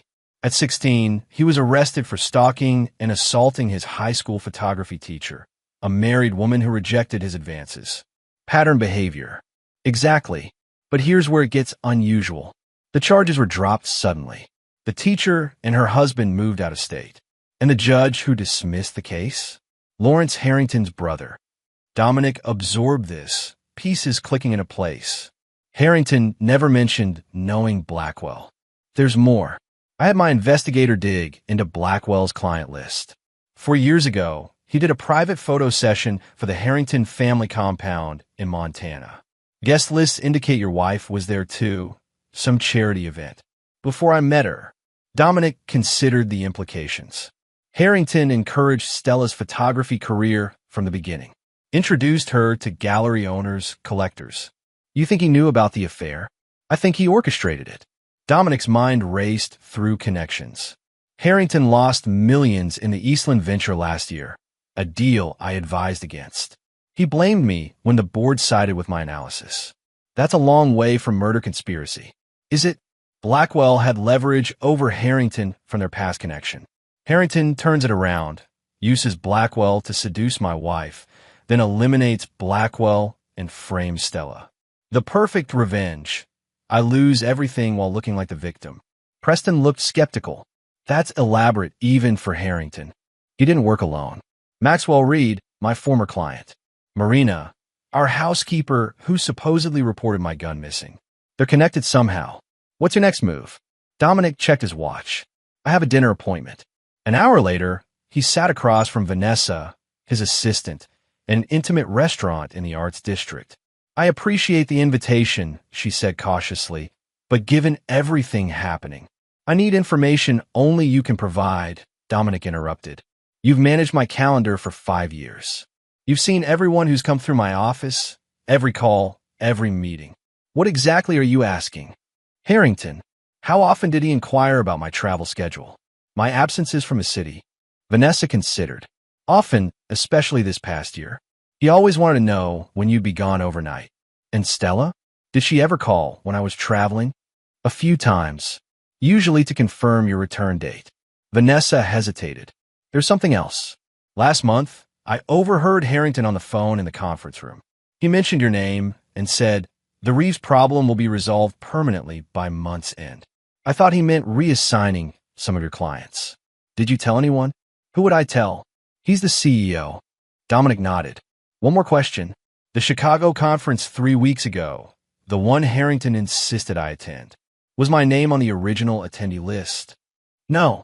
Bradley Williams was scheduled to go. Harrington changed it personally. Another piece. During that conference, Dominic's gun had disappeared. Thank you, Vanessa. This conversation never happened. Of course. She studied him. Whatever you're planning, be careful. Harrington didn't get where he is by being careless. Neither did I. The next day, Dominic began the careful work of building his trap. He contacted Marina Santos, arranging to meet her at a cafe near her apartment. The Salvadoran woman arrived looking nervous, her English deteriorating as her anxiety increased. Mr. Reeves, I swear I report the gun missing. I fill out paper at police station. I believe you, Marina. Dominic's tone was reassuring. I just need to understand who asked you to check the safe that day. Marina's eyes darted around the cafe. It was Mrs. Reeves. She called, say she need jewelry from safe for photo shoot. When I open, I see gun gone. Did Stella come to the house that day? No.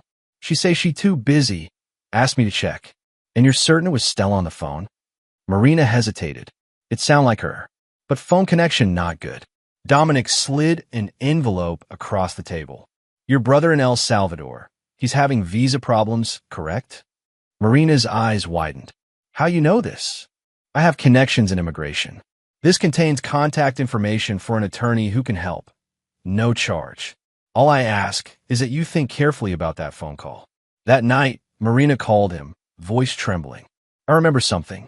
When she called me, she asked about security code for house. Mrs. Reeves never forget code. And she called me Maria 2 times. Mrs. Reeves always get my name right. Thank you, Marina. My offer of help stands regardless.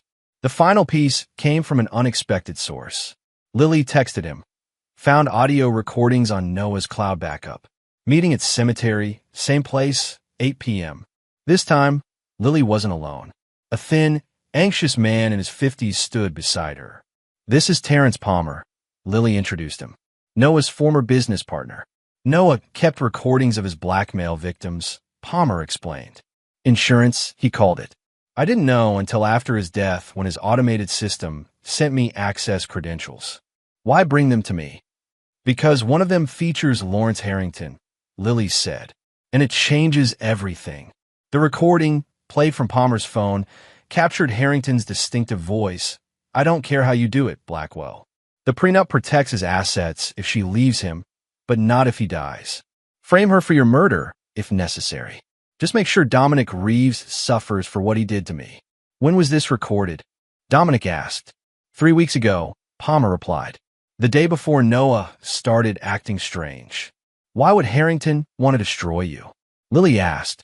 Dominic's laugh held no humor. Because I cost him his chance at becoming Treasury Secretary. Both look confused. Last year, Harrington was being vetted for a cabinet appointment. As compliance officer, I discovered he'd been investing government pension funds in private ventures that benefited his family. I reported it to the board. The nomination quietly disappeared. So, this was revenge? Lily looked horrified. Calculated destruction, Dominic corrected. Harrington couldn't touch me professionally without exposing himself. But personally, if my wife murdered her lover with my gun, then killed herself from guilt, my reputation would be destroyed. The perfect symmetry.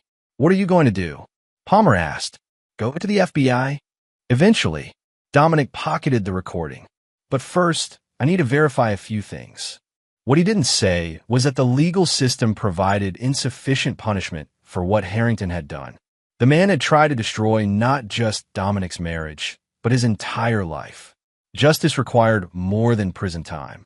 It required complete ruination. Chapter 5. The Trap. The following Tuesday, Dominic requested a private meeting with Lawrence Harrington. The CEO welcomed him into his opulent corner office with practiced warmth that didn't reach his eyes. Dominic, good to see you back in form. How are things progressing with the investigation? Interesting developments. Dominic accepted the offered scotch. It appears Blackwell was stalking Stella long before their affair began. The FBI believes he targeted her specifically. How disturbing. Harrington settled behind his desk. And Stella?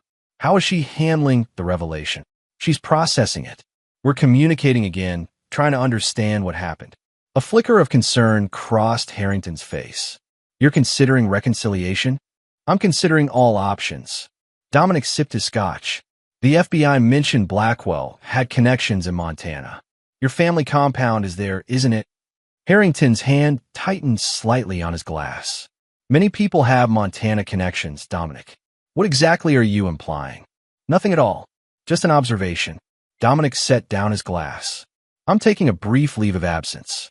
Stella and I are going to our lake house for the weekend. Time to talk without distractions. Is that wise? Given the circumstances? Probably not. But 20 years of investment strategy has taught me one thing. Calculated risks often yield the highest returns. Dominic left Harrington's office, certain the trap was baited. The CEO wouldn't allow a reconciliation that might unravel his carefully orchestrated plan. That evening, Dominic met Maxwell Reed at his real estate office after hours. An unexpected visit that clearly unsettled the balding, heavy-set man. Dominic Reeves. Reed's smile was strained. What brings you here? Clarity. Dominic remained standing. I know about the $100,000 Harrington paid you. I know you helped frame my wife for Blackwell's murder. Reed's face drained of color. That's absurd. I haven't spoken to Harrington in years.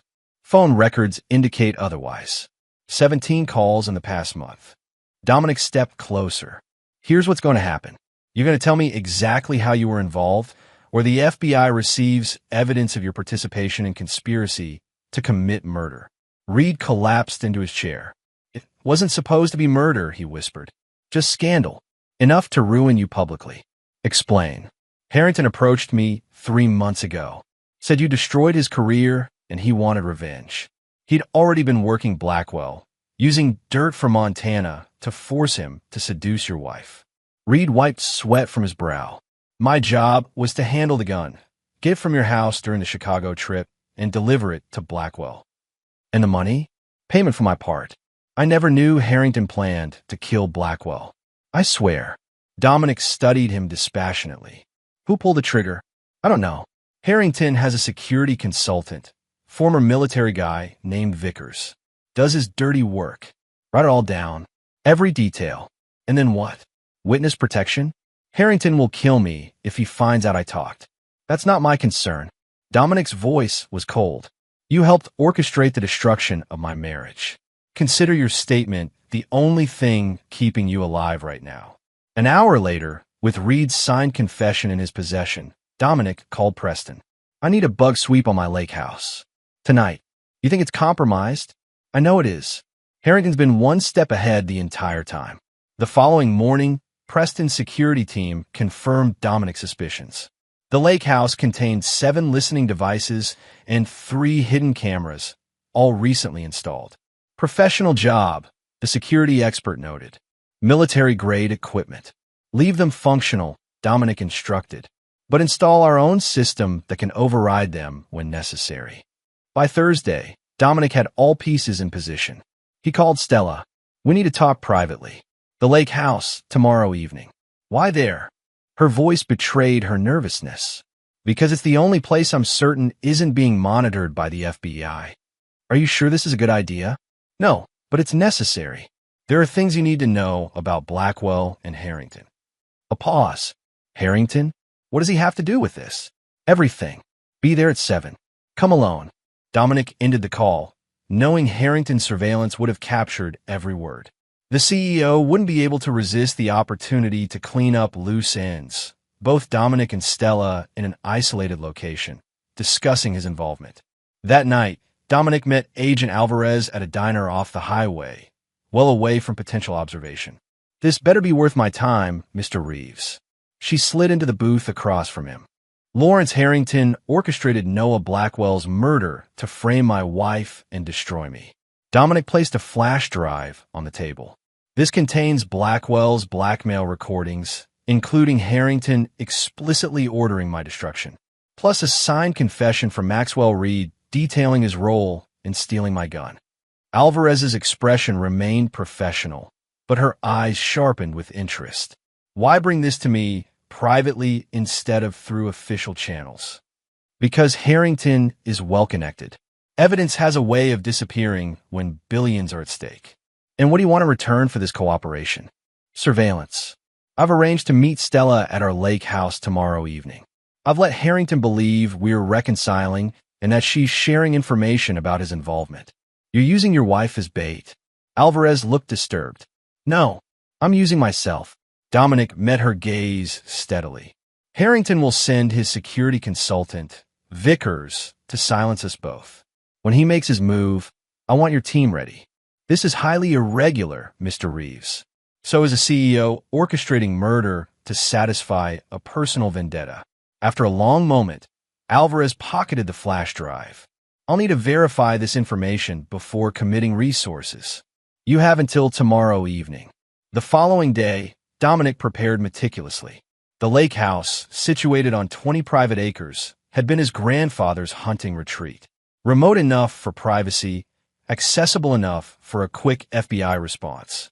At 5:30 p.m., he received confirmation from Preston that Alvarez had positioned surveillance teams around the property perimeter.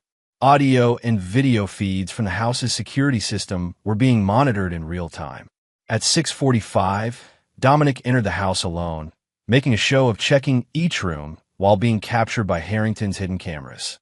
In the kitchen, he prepared 2 glasses of wine, making sure the cameras caught him slipping powder into one, a theatrical touch for his audience.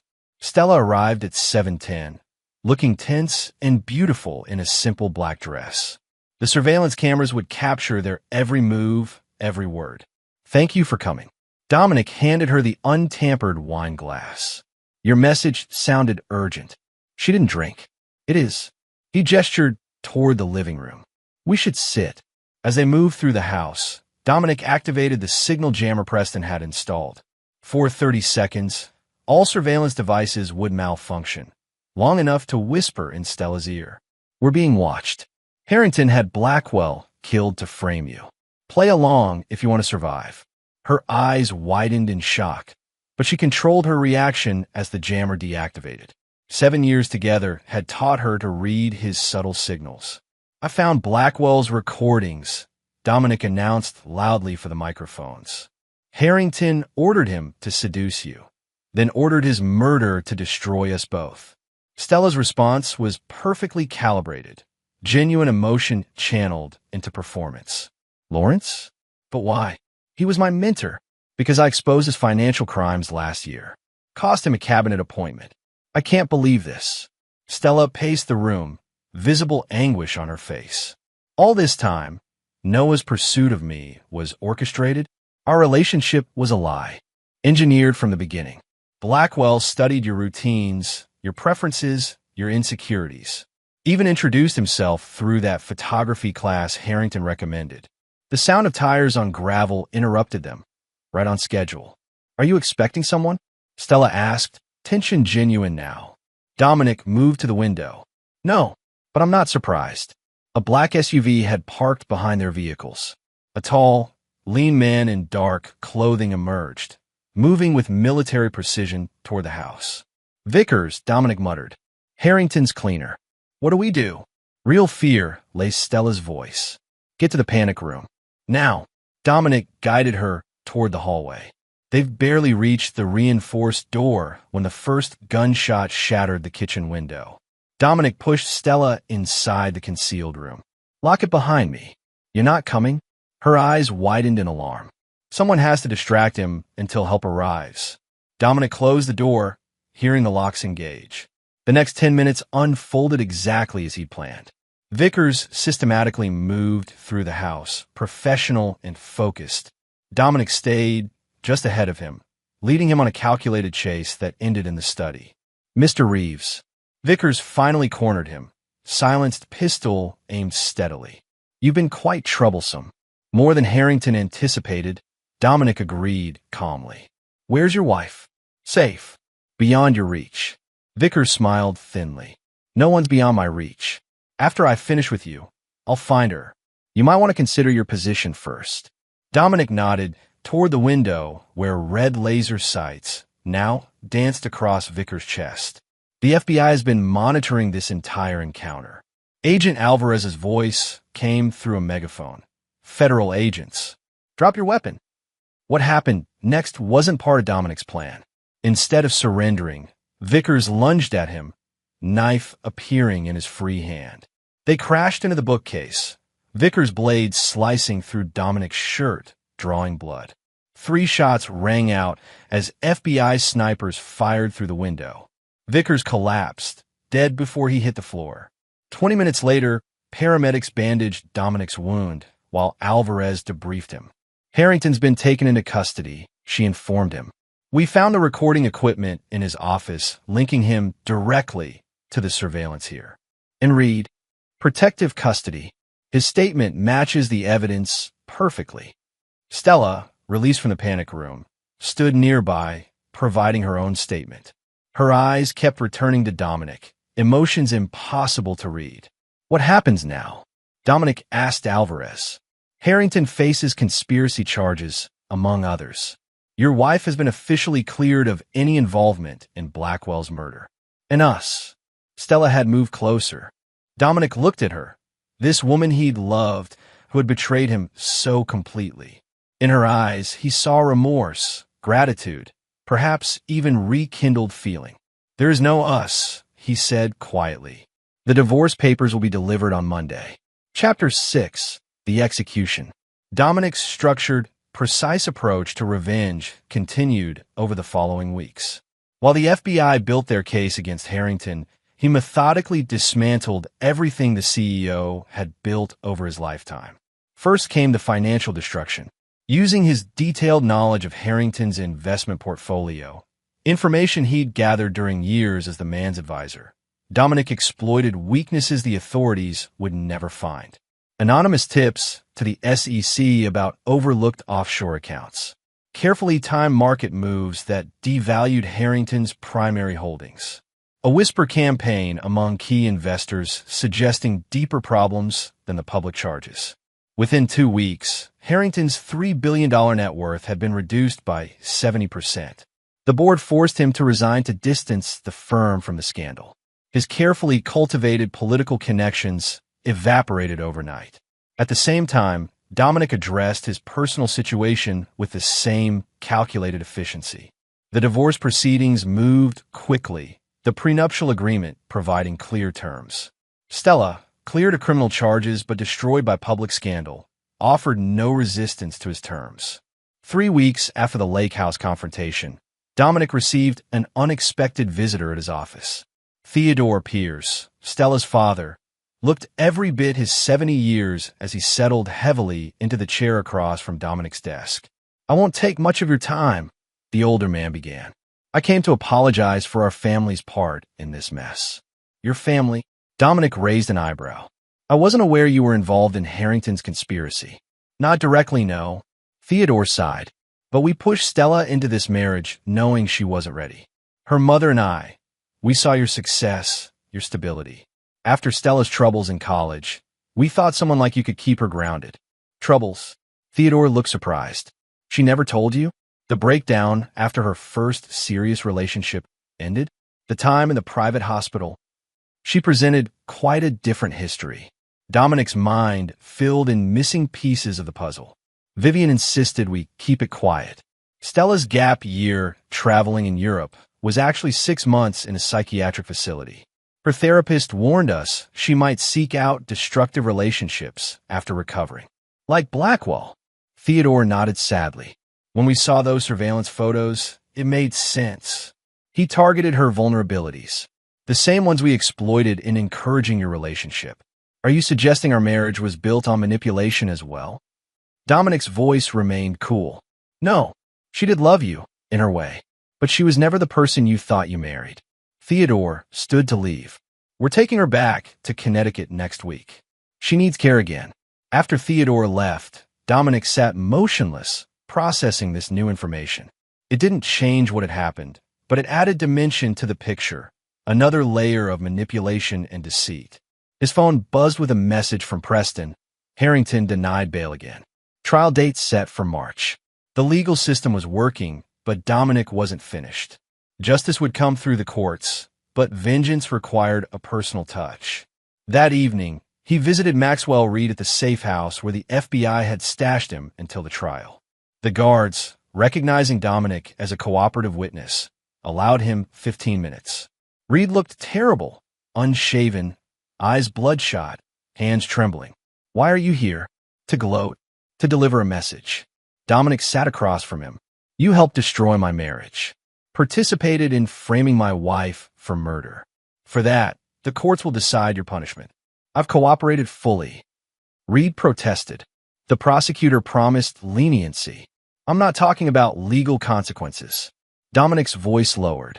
3 days ago, I acquired controlling interest in Meridian Properties. Reed's face paled. My biggest client. All your clients, actually. I've spent the past week purchasing the holding companies that own every property in your management portfolio. You can't. I already have. Effective immediately, your firm is blacklisted from all real estate dealings in this state. Every contract canceled. Every commission forfeited. You'll destroy me. Reed's voice cracked. Yes. Dominic stood. Your testimony will help convict Harrington. For that, you keep your freedom. But you'll never work in real estate again. You'll never rebuild your wealth. You'll spend the rest of your life knowing you sacrificed everything for $100,000. Reed lunged across the table, desperate rage replacing fear. Dominic sidestepped easily, watching dispassionately as guards restrained a man. Your choice led to this outcome, Dominic said calmly. Remember that during the lonely years ahead. A week later, Dominic attended the court hearing where Lawrence Harrington, denied bail for a third time, appeared in an orange jumpsuit, his aristocratic bearing diminished by prison conditions. His once silver hair had dulled, and deep lines etched his face. After the hearing, Dominic waited by the secure exit where defendants were transported back to detention. As Harrington emerged between two marshals, he spotted Dominic. You. Hatred burned in the older man's eyes. Come to witness your handiwork. I learned from Master. Dominic stepped closer, voice low enough that only Harrington could hear. Your legal troubles are just beginning. Threatening me now, Dominic? How uncharacteristically sloppy. Not a threat, a promise. Dominic smiled coldly. While you've been occupied with murder charges, I've been systematically documenting every financial crime you've committed over the past decade. Offshore accounts, tax evasion, money laundering through your Montana property. Harrington's expression flickered. Bluffing. The evidence has already been delivered to federal prosecutors. Anonymously, of course. I expect new charges by month's end. You think this destroys me? Harrington laughed bitterly. I still have resources you can't touch. Family money. Connections. Had, Dominic corrected. Your brother's judicial misconduct in the Blackwell juvenile case has been exposed. The Montana compound is being seized under RICO statutes. As for family money, he shrugged. Your wife filed for divorce yesterday. Her attorneys are quite motivated to protect her assets from forfeiture. For the first time, genuine fear crossed Harrington's face. This vendetta won't bring back your marriage, Dominic. It was never about saving my marriage. Dominic's eyes were glacial. It's about consequences. You targeted everything I valued. Now I've taken everything you value. Sir, step back. One of the marshals intervened. Dominic complied. Goodbye, Lawrence. I won't be visiting you in prison. The final piece of Dominic's vengeance came 3 days later when Lily Montero contacted him. Stella's leaving tomorrow, she said without preamble. Back to Connecticut with her parents. I'm aware. She asked me to give you this. Lily handed him a sealed envelope. "And I want to thank you for keeping me out of the prosecution. The FBI says I won't be charged with obstruction for hiding Noah's recordings initially. You helped expose the truth. That was sufficient." Lily studied him. For someone who just destroyed everyone who wronged him, you seem remarkably calm. Revenge isn't about emotion. It's about precision. That's what makes you terrifying, Dominic. Lily shook her head. You didn't just want them punished. You wanted them erased. After she left, Dominic opened Stella's letter. Inside was a handwritten note and a small key. "Dominic, there's a storage unit at West Side Facility, number 247. The key enclosed provides access. Inside, you'll find everything I couldn't tell you in person, my medical records, journals from before we met, the truth about my past. I won't ask forgiveness.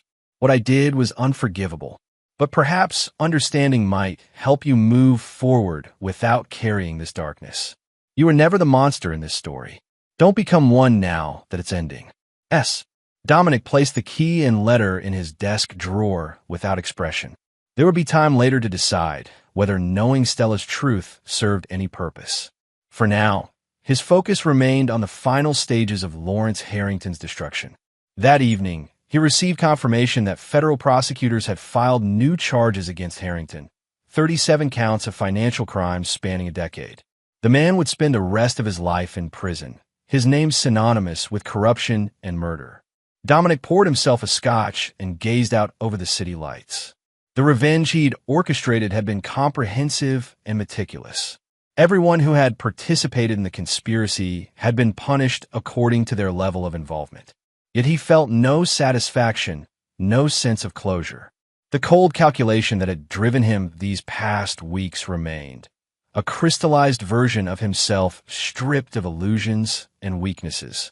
His phone chimed with a message from Preston. "Reed's wife attempted suicide today. Hospital says she'll recover physically. Collateral damage." Dominic noted the information dispassionately. Actions had consequences. Those who chose to betray others should consider the ripple effects of their decisions. He finished his scotch, mind already turning to the future. His marriage was over. His trust in others permanently altered. But his financial empire remained intact. His professional reputation had actually improved. The resilient victim who had exposed a murderous conspiracy. Dominic Reeves had entered this crucible as a successful man with a seemingly perfect life, only to discover it had been built on deception. He emerged as something harder, colder, more dangerous. Not a victim seeking justice. A force delivering retribution. Chapter 7. The Reckoning. 6 months passed. Spring yielded to summer, bringing heat that shimmered across the city skyline. Dominic observed the changing seasons from his new penthouse with detached interest. Like everything in his life now, his living space had been redesigned for efficiency and security rather than comfort or aesthetics. The Harrington trial had concluded with a predictable outcome. Guilty on all counts, sentenced to life without parole. The financial charges were still pending, but irrelevant now. Lawrence Harrington would die in prison, his legacy destroyed, his name a cautionary tale in business schools. Maxwell Reed had received a lighter sentence, 10 years with possibility of parole, in exchange for his testimony.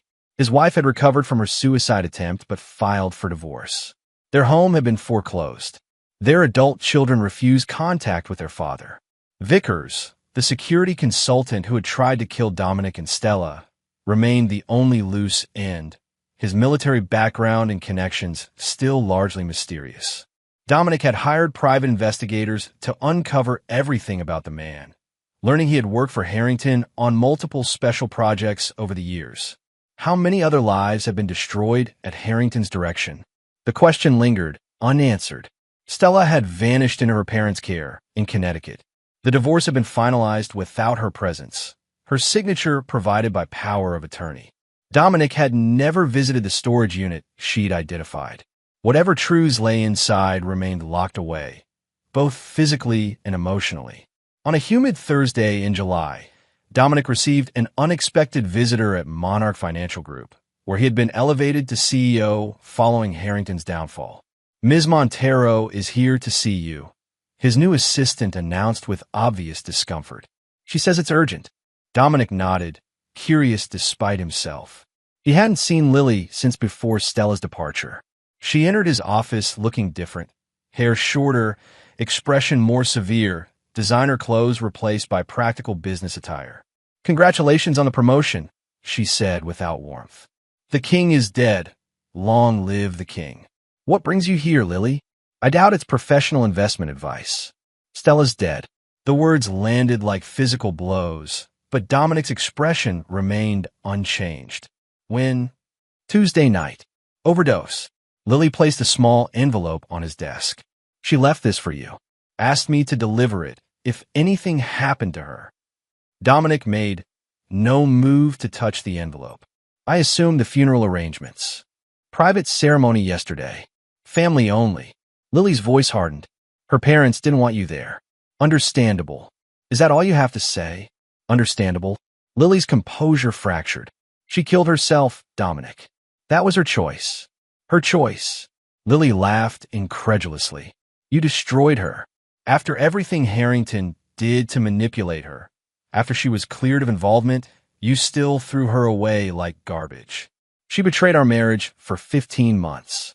Planned to abandon me. Those were her choices long before Harrington's conspiracy was revealed. You never even tried to understand why." Lily gestured to the envelope. "Did you ever visit that storage unit? Read her medical history? Learn about her borderline personality disorder?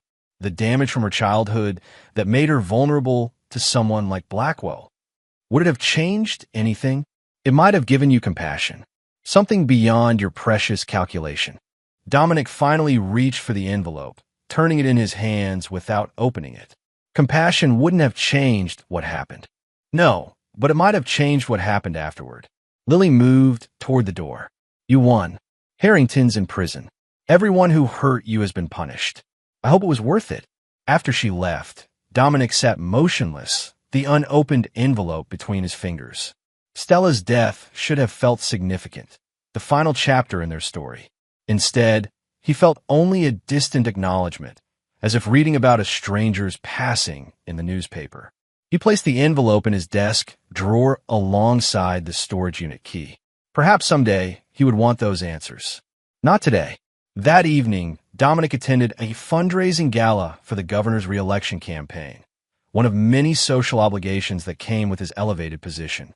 As he navigated the crowd of politicians and business leaders, he spotted a familiar face, Jennifer Harrington, Lawrence's ex-wife. She approached him directly, champagne flute in hand. At 58, she remained striking, tall, elegant, with the same silver hair that had been her husband's signature feature. "Mr. Reeves, I've been hoping to speak with you." "Mrs. Harrington." He nodded politely. "Ms. Palmer now," she corrected. "I've reverted to my maiden name." "Of course. I wanted to thank you," she said, surprising him. "What Lawrence did was unconscionable. The detectives told me there were other victims before you, other lives he manipulated and destroyed when people crossed him. I'm aware." Dominic had uncovered 3 previous instances of elaborate revenge scenarios orchestrated by Harrington. None as complex as what he'd planned for Dominic, but each devastating to its target. "He was a monster long before you knew him," Jennifer continued. "I enabled him by looking away, making excuses. For that, I've paid my own price." Dominic studied her.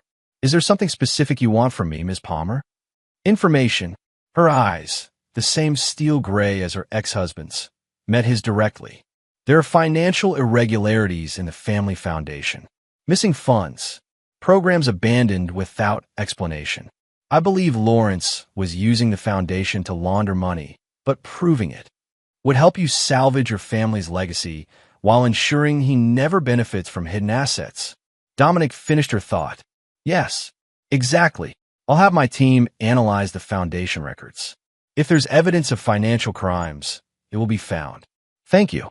Jennifer's relief was palpable. "I've spent 30 years married to a sociopath, Mr. Reeves. The damage spreads far beyond his intended victims." As she walked away, Dominic considered her words. The ripple effects of Harrington's actions, and by extension, his own response, continued to expand outward, touching lives seemingly distant from the original conflict. Later that night, in his silent penthouse, Dominic finally opened his desk drawer and removed Stella's two messages, the original letter with the storage unit key and the final envelope Lily had delivered. The storage unit could wait. He opened the second envelope first. Dominic, if you're reading this, I couldn't find a way forward. I want you to know it wasn't your fault. What happened to us was built on a foundation of lies. Some told by others, some told by me, some we told ourselves. I never planned to help murder you. That was Noah's desperation after Harrington threatened him. But I did betray you repeatedly without the excuse of coercion. I did love Noah, or believed I did. My illness makes it difficult to distinguish between genuine emotion and destructive impulse. You were right to end our marriage, right to refuse forgiveness. Some betrayals can't be undone. I'm leaving you the Santorini photographs, the real ones, not the stage versions that appear in galleries. They're the only honest art I created during our time together. Perhaps someday they'll remind you that not everything between us was false. Goodbye, Dominic. I hope you find peace in your new life. Stella. Dominic refolded the letter, expression unchanged. Then he took the storage unit key and placed both items in his pocket. The West Side storage facility was open 24 hours. At midnight, Dominic used the key to unlock unit number 247, a small 5x10 space containing 4 neatly labeled plastic containers and a flat portfolio case. The first container held medical records dating back to Stella's adolescence. Clinical terms documented her conditions: borderline personality disorder, cyclical depression, brief psychotic episodes triggered by emotional abandonment. Treatment histories from facilities in Connecticut, Switzerland, California.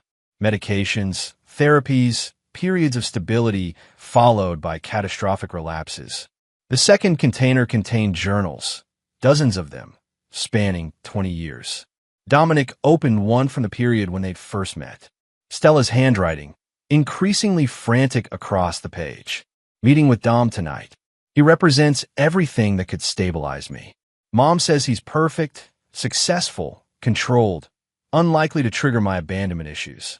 Dad already talking about him, as if he's the solution to their Stella problem. But when he looks at me, I feel seen in a way that terrifies me. What if he discovers who I really am beneath the carefully constructed exterior? The third container held photographs, not artistic compositions, but clinical documentation of self-harm incidents. Thin white scars Dominic had attributed to childhood accidents revealed as deliberate patterns carved during episodes of disassociation.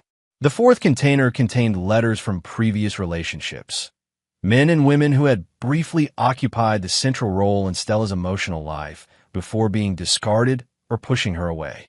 A pattern repeated with devastating consistency. Finally, the portfolio case. Inside, the Santorini photographs she'd mentioned, raw, unedited images capturing moments of genuine connection during their honeymoon. Dominic's unguarded smile.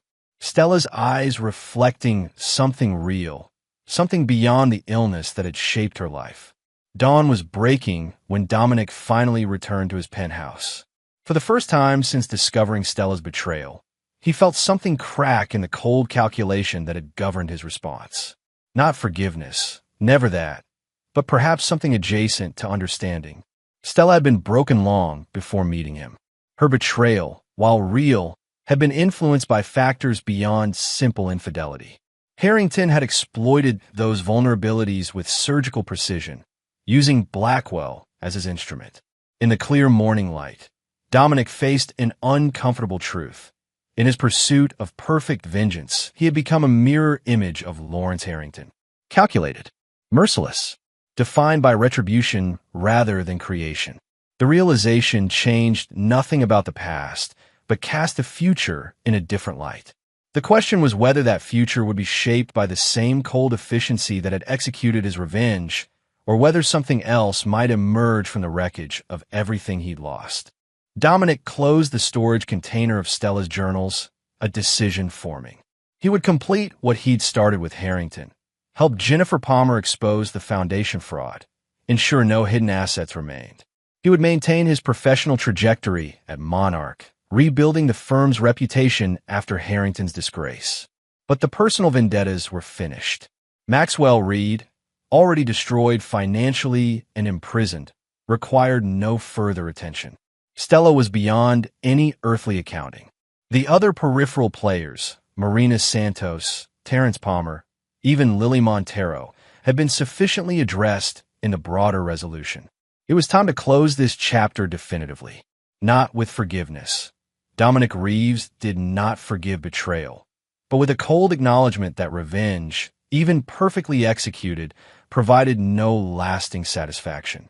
The true victory would be moving forward without allowing the experience to define him. Harrington had sought to destroy Dominic completely. The surest defeat of that aim was not just survival, but evolution.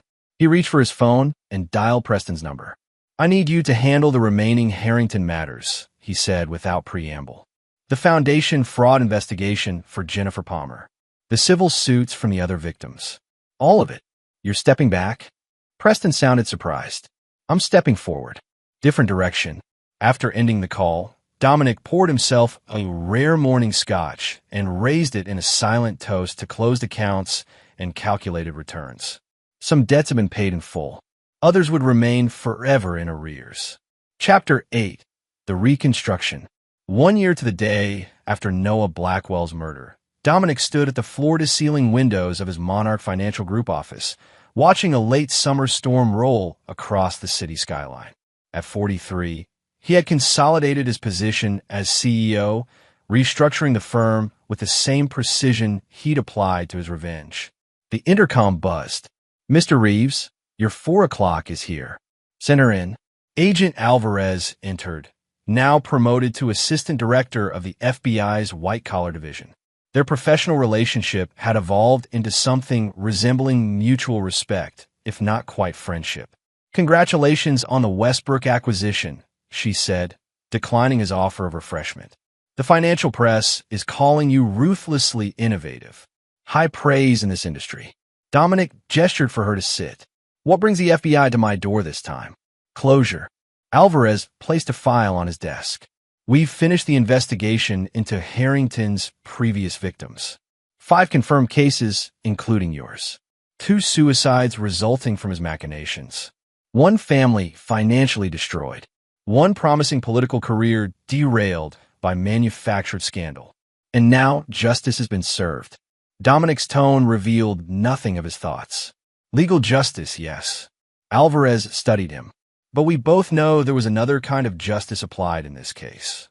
Dominic met her gaze evenly. "I've always operated within the law, Agent Alvarez. Assistant director now." She smiled slightly. "And yes, technically you have.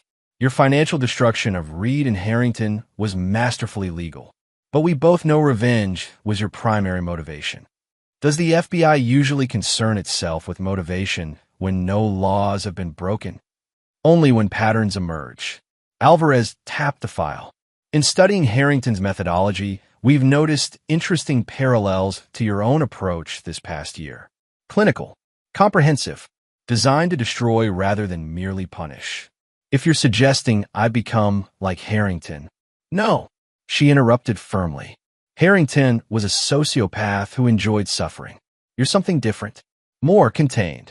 But the precision of your retribution raises questions about what happens next." "Nothing happens next. The accounts are settled." Alvarez nodded slowly. "That's why I'm here, actually. To confirm those accounts are truly closed. No loose ends we should be concerned about." The implied question hung between them. Was Dominic truly finished with his vendetta, or had it become a template for handling future perceived wrongs? "My interest in Harrington ended with his sentencing," Dominic stated flatly. "My focus now is rebuilding this firm." "I'm glad to hear it." Alvarez stood to leave. "One more thing. Lawrence Harrington was found dead in his cell yesterday morning.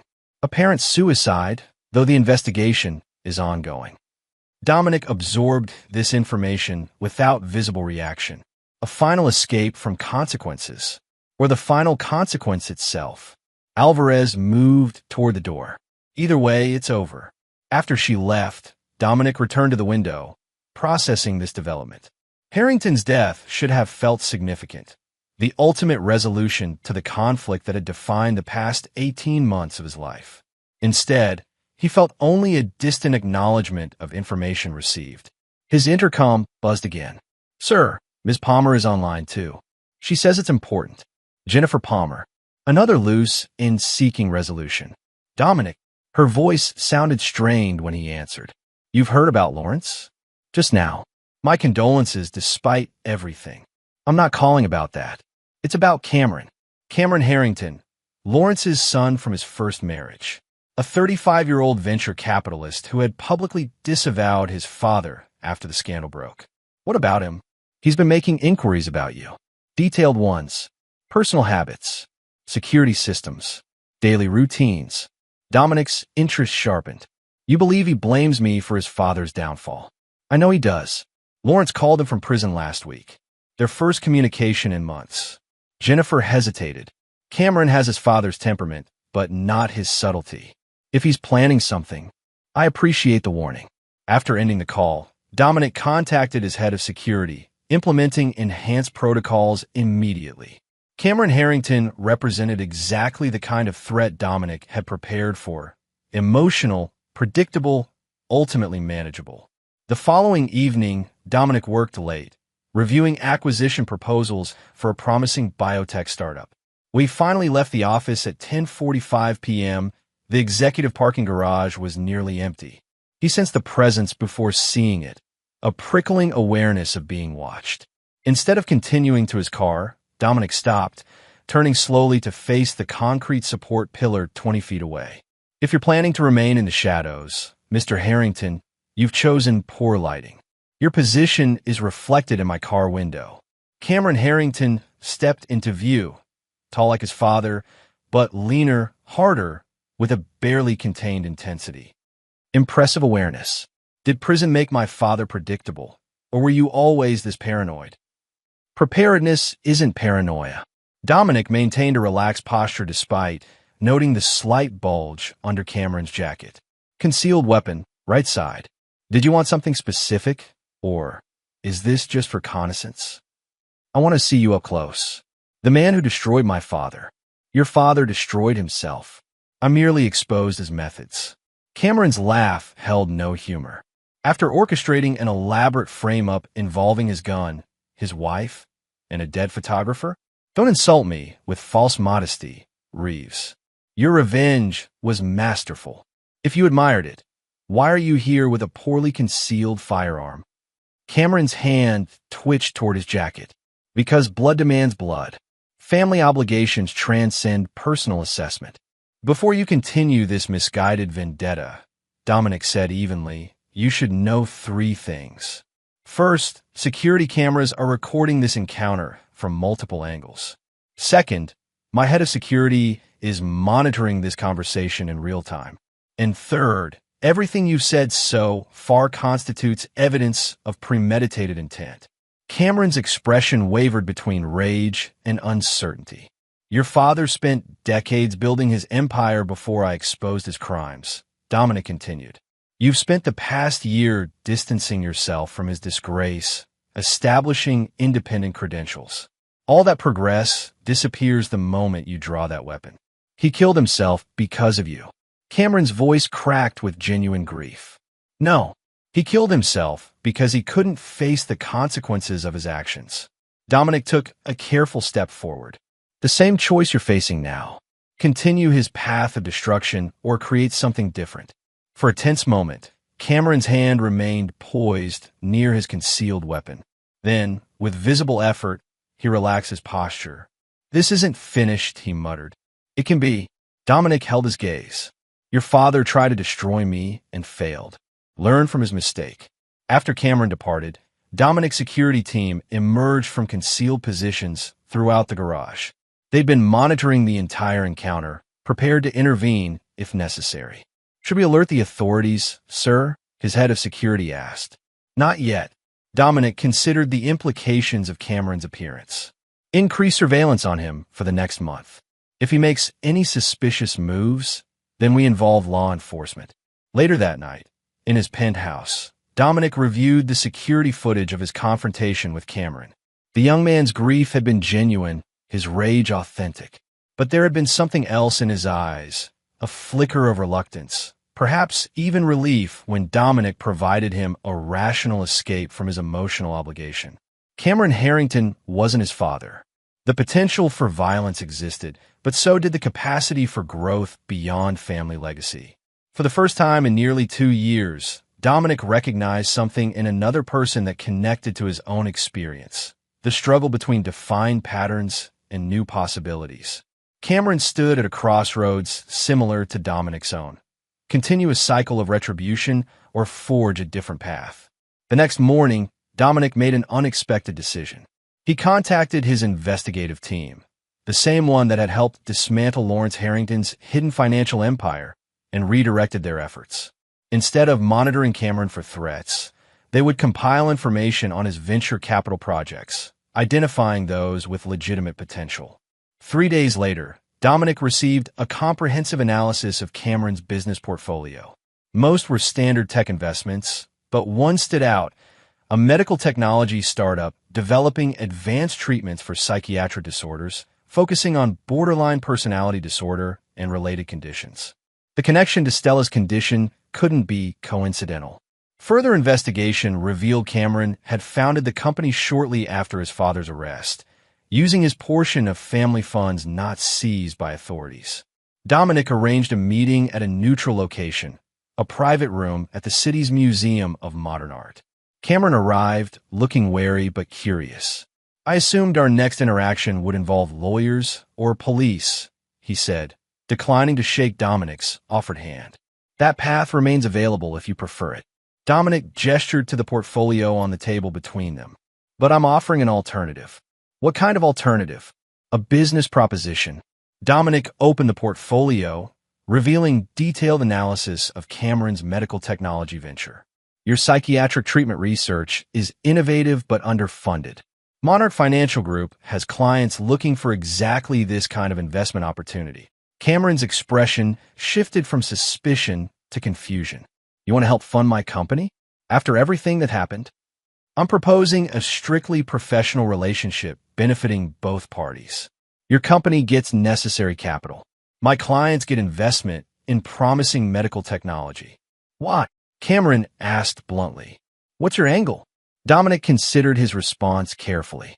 "Your company focuses on borderline personality disorder, the condition that affected my ex-wife. That research might help others with similar struggles." Understanding dawned in Cameron's eyes. "This isn't about me or my father. It's about her. It's about creating something constructive from destruction." Dominic closed the portfolio.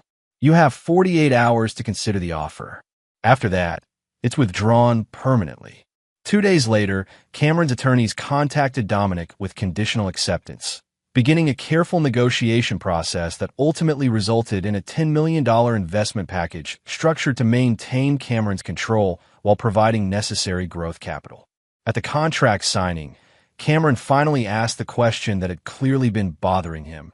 "Is this your version of forgiveness?" "No." Dominic's response was immediate and definitive. "I don't forgive your father's actions or your threats. But perpetuating the cycle serves no practical purpose." "Practical?" Cameron shook his head slightly. "Always the calculation with you. Would you prefer emotional decisions ruling business matters?" "I'd prefer understanding what transformed you from the man who systematically destroyed everyone connected to my father's conspiracy into this." Cameron gestured vaguely. "Someone investing in his enemy's son." Dominic signed a final document before responding.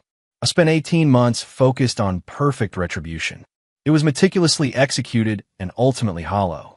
This investment has tangible potential benefit beyond itself." As they concluded their business, Cameron offered a reluctant handshake. "My father would have hated this partnership more than prison." "I know." Dominic's smile was cold but genuine. "Consider that an added return on investment." That evening, Dominic visited the storage unit containing Stella's personal effects for the final time.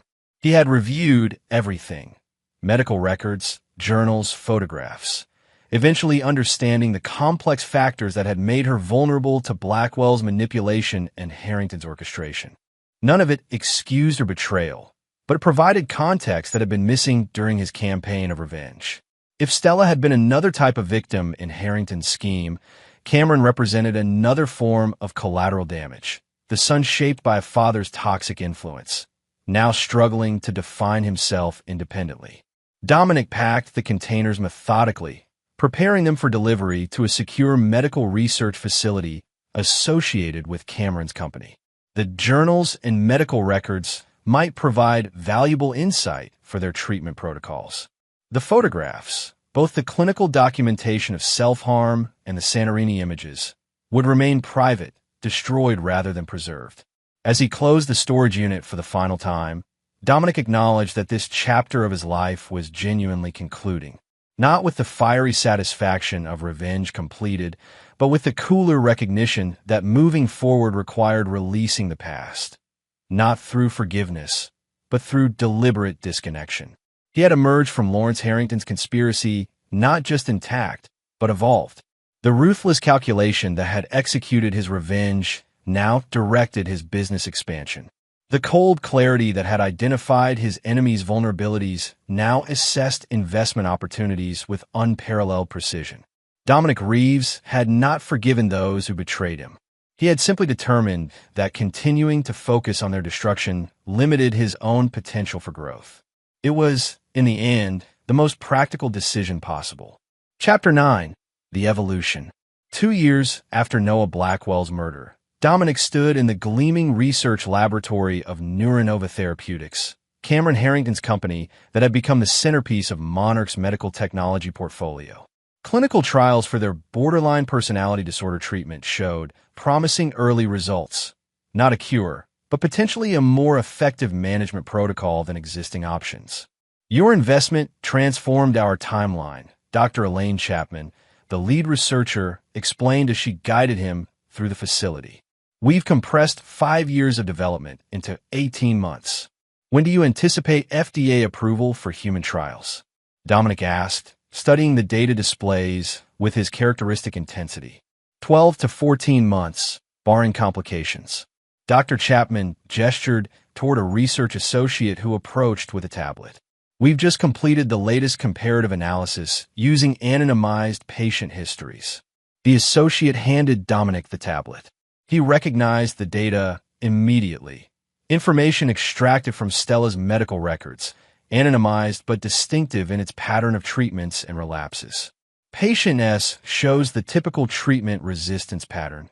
Dr. Chapman continued, unaware of the personal connection. Our modeling suggests our new compound might have provided significantly improved stability during critical periods. Dominic handed back the tablet, expression revealing nothing of his thoughts. Theoretical improvements for theoretical patients. For now, Dr. Chapman agreed. But real patients will benefit soon. After concluding the tour, Dominic met briefly with Cameron Harrington in his modernist office overlooking the research campus. Their professional relationship had evolved into a cautious mutual respect, the shadow of Lawrence Harrington's legacy gradually receding from their interactions. The quarterly reports are promising, Dominic noted, accepting the espresso Cameron offered. Monarch's investment committee is pleased. Good timing. Cameron leaned against his desk. Because we're considering expansion into trauma-specific treatments, PTSD applications, military contracts, eventually, initial focus on civilian applications. Cameron studied him carefully, including treatment protocols for survivors of psychological manipulation and coercive control. The reference to Stella's experience with Blackwell and, by extension, Dominic's own victimization by Harrington hung unspoken between them. Send the proposal to my office, Dominic said evenly. The committee will review it on standard timeline. I'd like your personal assessment first, Cameron pressed. Given your unique perspective on the subject matter. Dominic set down his espresso cup. My perspective is irrelevant. The science and market potential determine investment decisions. Bullshit. Cameron's bluntness echoed his father's directness without the malicious undertone. You initially invested because of your ex-wife's condition. This expansion relates directly to what Blackwell did to her. What my father did to both of you. And that connection automatically secures my support? No, but it warrants your honest engagement rather than corporate deflection. Dominic considered Cameron thoughtfully. In the past 2 years, the younger Harrington had shed much of his father's influence, developing his own leadership style, more transparent, less manipulative, but equally determined. I'll review it personally, Dominic finally conceded. But the investment decision remains with the committee. Cameron nodded, accepting the qualified victory. There's something else you should know. I've been contacted by a journalist researching a book about my father's crimes. Comprehensive coverage, including your countermeasures. Dominic's expression didn't change, but his attention sharpened. Publisher, Stanton Press. Serious investigative journalist, not tabloid exploitation. Cameron sipped his espresso. I've agreed to be interviewed. Your prerogative. She'll contact you next.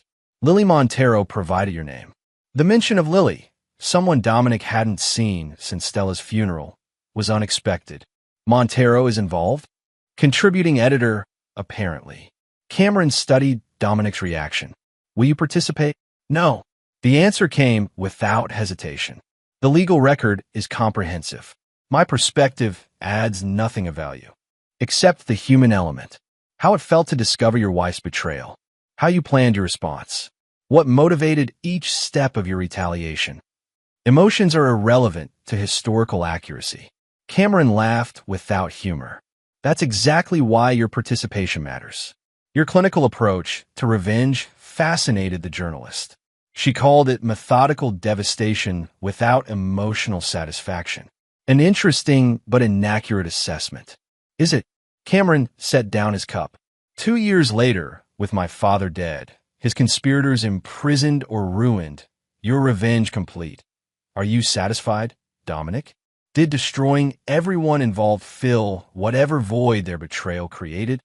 The question was presumptuous, intrusive. Yet something in Cameron's direct approach merited an equally direct response. Satisfaction implies an emotional component. Dominic maintained eye contact. I sought appropriate consequences for specific actions. Once achieved, I moved forward. Without looking back, without regret or triumph. Looking backward limits forward progress. Cameron shook his head slightly. You're either the most evolved human being I've ever met or the most dangerously compartmentalized. Those categories aren't mutually exclusive. The conversation shifted to business matters, but Cameron's questions lingered as Dominic left the research facility. The proposed book represented a potential reopening of a chapter he considered definitively closed. Not a threat precisely, but an unwelcome resurrection of events better left to history. 3 days later, the journalist, Catherine Winters, a Pulitzer finalist for her coverage of financial crimes, contacted his office requesting an interview. Dominic declined through his assistant, offering only a prepared statement acknowledging the legal outcomes without personal commentary. That evening, Lily Montero appeared at his penthouse, unannounced, unexpected, and unwelcome. Security should never have allowed you up, Dominic noted as he reluctantly granted her entry. I mentioned Stella's name. Your head of security has a sentimental streak. Lily surveyed the minimalist space with critical eyes. Still living like an upscale monk, I see. What do you want, Lily? 5 minutes of honesty. She faced him directly. Catherine Winters is writing an important book. Your perspective matters to its completeness. The legal record isn't the full story, Lily interrupted. It documents what happened, but not why. Not the human cost. And you believe I'm qualified to address the human cost? Dominic's tone remained neutral. I believe you're the only person who experienced the entire arc, from victim to avenger to whatever you are now. Lily gestured vaguely. CEO, investor, empty vessel, poetic but inaccurate. Then correct the record. Lily's expression softened slightly. Stella's story deserves to be told accurately. So does yours. Why does it matter to you? Stella is gone. The legal outcomes are established.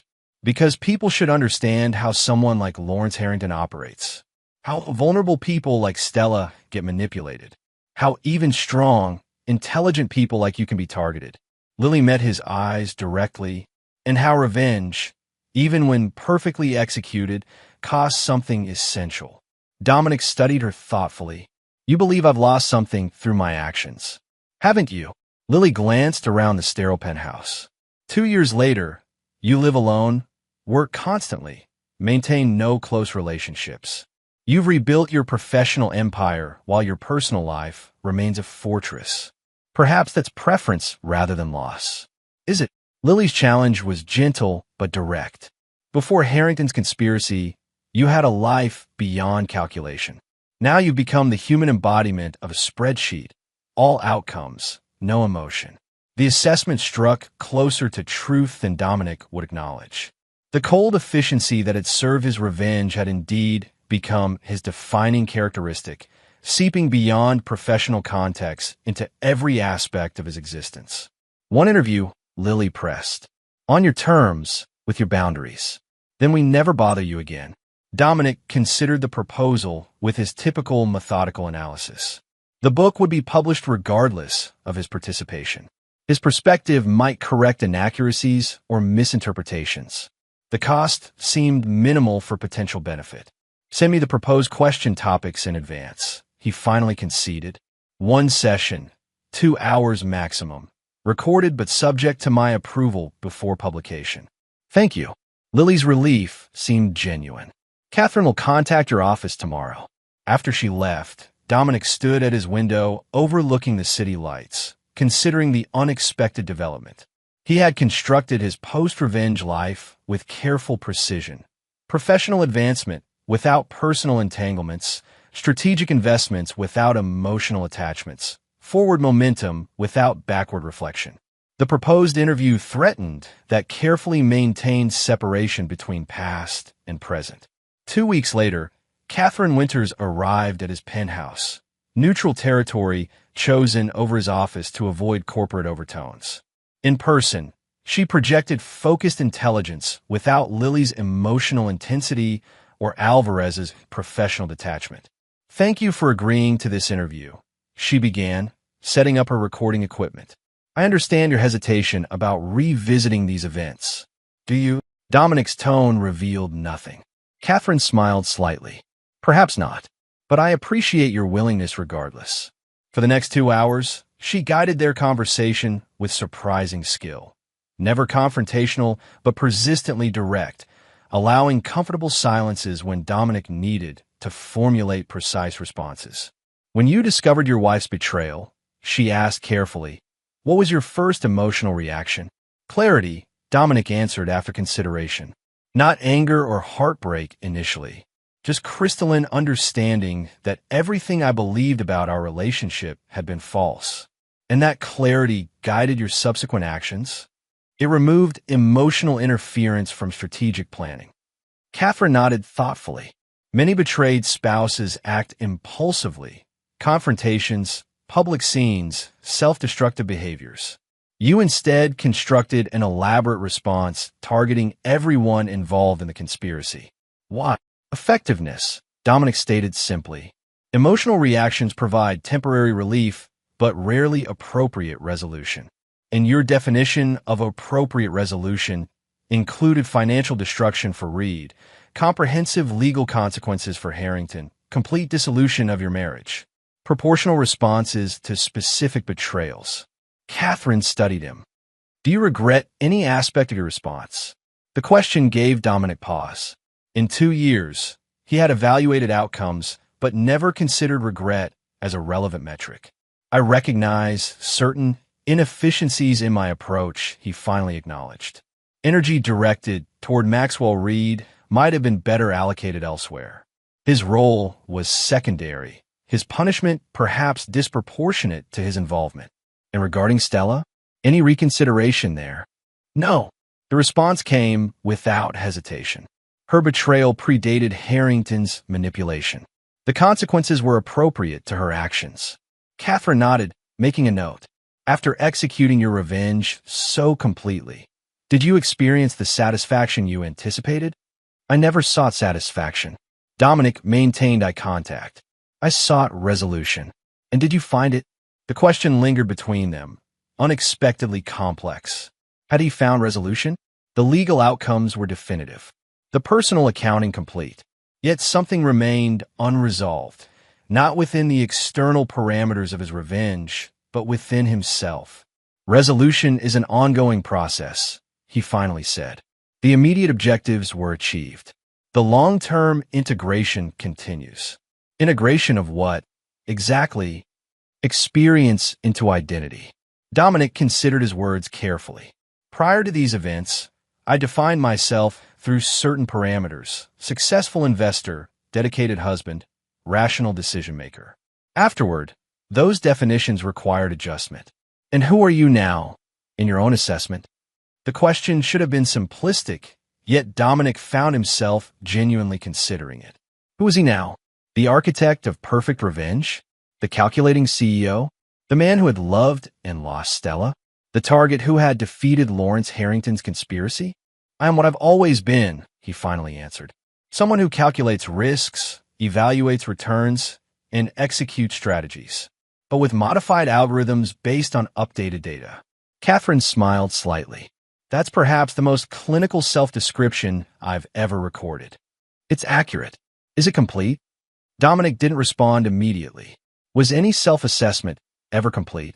The events surrounding Blackwell's murder and Harrington's conspiracy had fundamentally altered his understanding of trust, loyalty, and his own capacity for methodical retribution.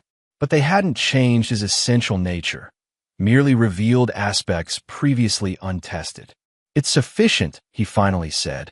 After the interview concluded, Catherine thanked him for his candor, promising to send the relevant transcript sections for approval before publication. As she packed her equipment, she asked one final, unrecorded question. Off the record, would you do it all again the same way? The complete dismantling of everyone involved. Dominic considered the question with genuine reflection. No, he finally answered. I would be more selective in my targets, more precise in my methods. Harrington deserved everything he received. The others. He paused. Collateral damage isn't always necessary or productive.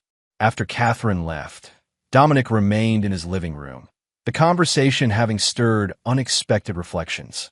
For the first time in years, he allowed himself to fully consider the arc of events from discovery to revenge to current reality. He had survived Harrington's conspiracy not just intact, but enhanced in many ways. His professional position was stronger than ever. His investment portfolio more diverse and successful. His reputation in financial circles untarnished by the personal scandal. Yet something fundamental had shifted within him. Not lost exactly, but transformed. The capacity for trust, for emotional connection, had been recalibrated to a narrower bandwidth. The potential for genuine partnership had been revised downward in his personal algorithm. Was this evolution or diminishment?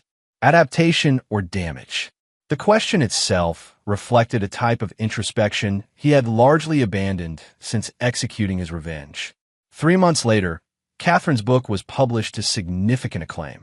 The Harrington Conspiracy, Manipulation, Murder, and Methodical Revenge became an instant bestseller. Its unflinching examination of Lawrence Harrington's psychological manipulation and Dominic's calculated response capturing public fascination. Dominic received his copy directly from the publisher, but left it unopened on his desk for several days. When he finally read it, he found Catherine had captured the events with remarkable accuracy and unexpected insight. His own quoted sections were presented fairly within proper context.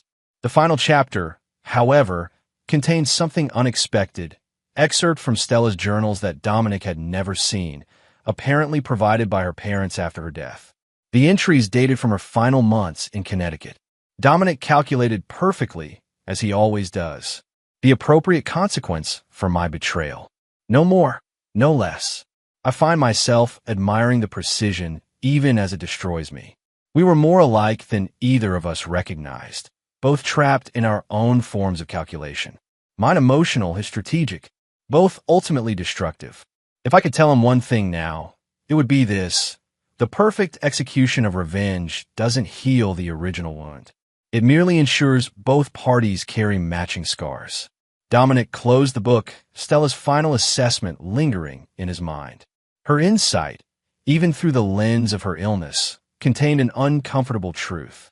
His revenge, while meticulously executed, had indeed left its own mark upon him. Not a weakness precisely, but an alteration. That evening, he received an unexpected call from Cameron Harrington. "I've just finished Winter's book," Cameron said without preamble. "Compelling reading." Indeed, Dominic maintained his characteristic neutrality. "My father's final prison journal entry is particularly interesting. Did you read it?" "Not yet." Dominic had skimmed the appendices, but not thoroughly. He wrote it the night before his suicide. Cameron's voice held complex emotions. "My greatest achievement was not my financial empire or political connections, but creating a mirror image of myself in Dominic Reeves. In destroying him, I transformed him. My methods become his methods. My calculation his calculation. Even in defeat, I've ensured my approach survives in the man who destroyed me." The words landed with unexpected impact. Harrington's final assessment echoed Lily's concerns and Catherine's unspoken questions. Had his perfect revenge transformed Dominic into a reflection of the very man he had destroyed? "My father was a manipulator until the end," Cameron continued. That final statement was his attempt to taint your victory, or perhaps his most honest observation. Dominic surprised himself with the acknowledgement. "You're nothing like him," Cameron stated firmly. "Your calculation serves creation. His served only destruction." After ending the call, Dominic stood at his window, watching night settle over the city, considering Cameron's distinction. Creation versus destruction. Purpose beyond retribution. Direction beyond revenge. In the 2 years since executing his perfect vengeance, Dominic had indeed focused on building rather than destroying, expanding Monarch Financial, investing in Cameron's medical research, developing new investment strategies with broader application than personal wealth accumulation. Yet his personal life remained as cold and precisely ordered as his revenge had been. No significant relationships. No emotional connections beyond professional collaboration.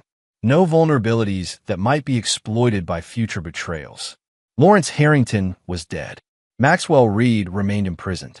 Stella had taken her own life. All accounts had been settled, all betrayals addressed.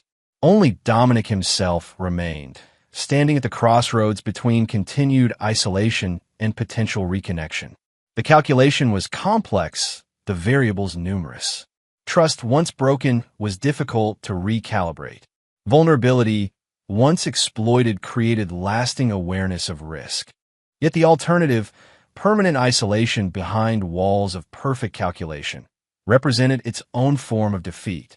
If Harrington's final objective had been to transform Dominic into his mirror image, then maintaining that transformation meant Harrington's ultimate victory, even from beyond the grave. Dominic reached for his phone, making a decision that wasn't purely strategic for the first time in years. He dialed Jennifer Palmer's number. "I've been considering your foundation proposal," he said when she answered. "The Pediatric Psychiatric Initiative. I'd like to discuss potential personal involvement beyond financial investment." Personal involvement? Her surprise was evident. In what capacity? Advisory board initially. Perhaps more direct engagement as the program develops. Dominic found himself adding, "Some wounds can't be prevented, but better treatment might help recovery." Dominic Reeves considering something beyond financial returns. Jennifer's tone held gentle amusement. Catherine's book must have had quite an impact. Let's say it prompted recalculation of certain variables. After concluding the call, Dominic returned to the window, watching the city lights with new awareness. His revenge had been perfect, calculated, executed, and completed with precision. But revenge itself was inherently backward-looking, addressing past wounds rather than creating future possibilities. The true victory over Lawrence Harrington's conspiracy wasn't in the perfect execution of retribution, but in what came after,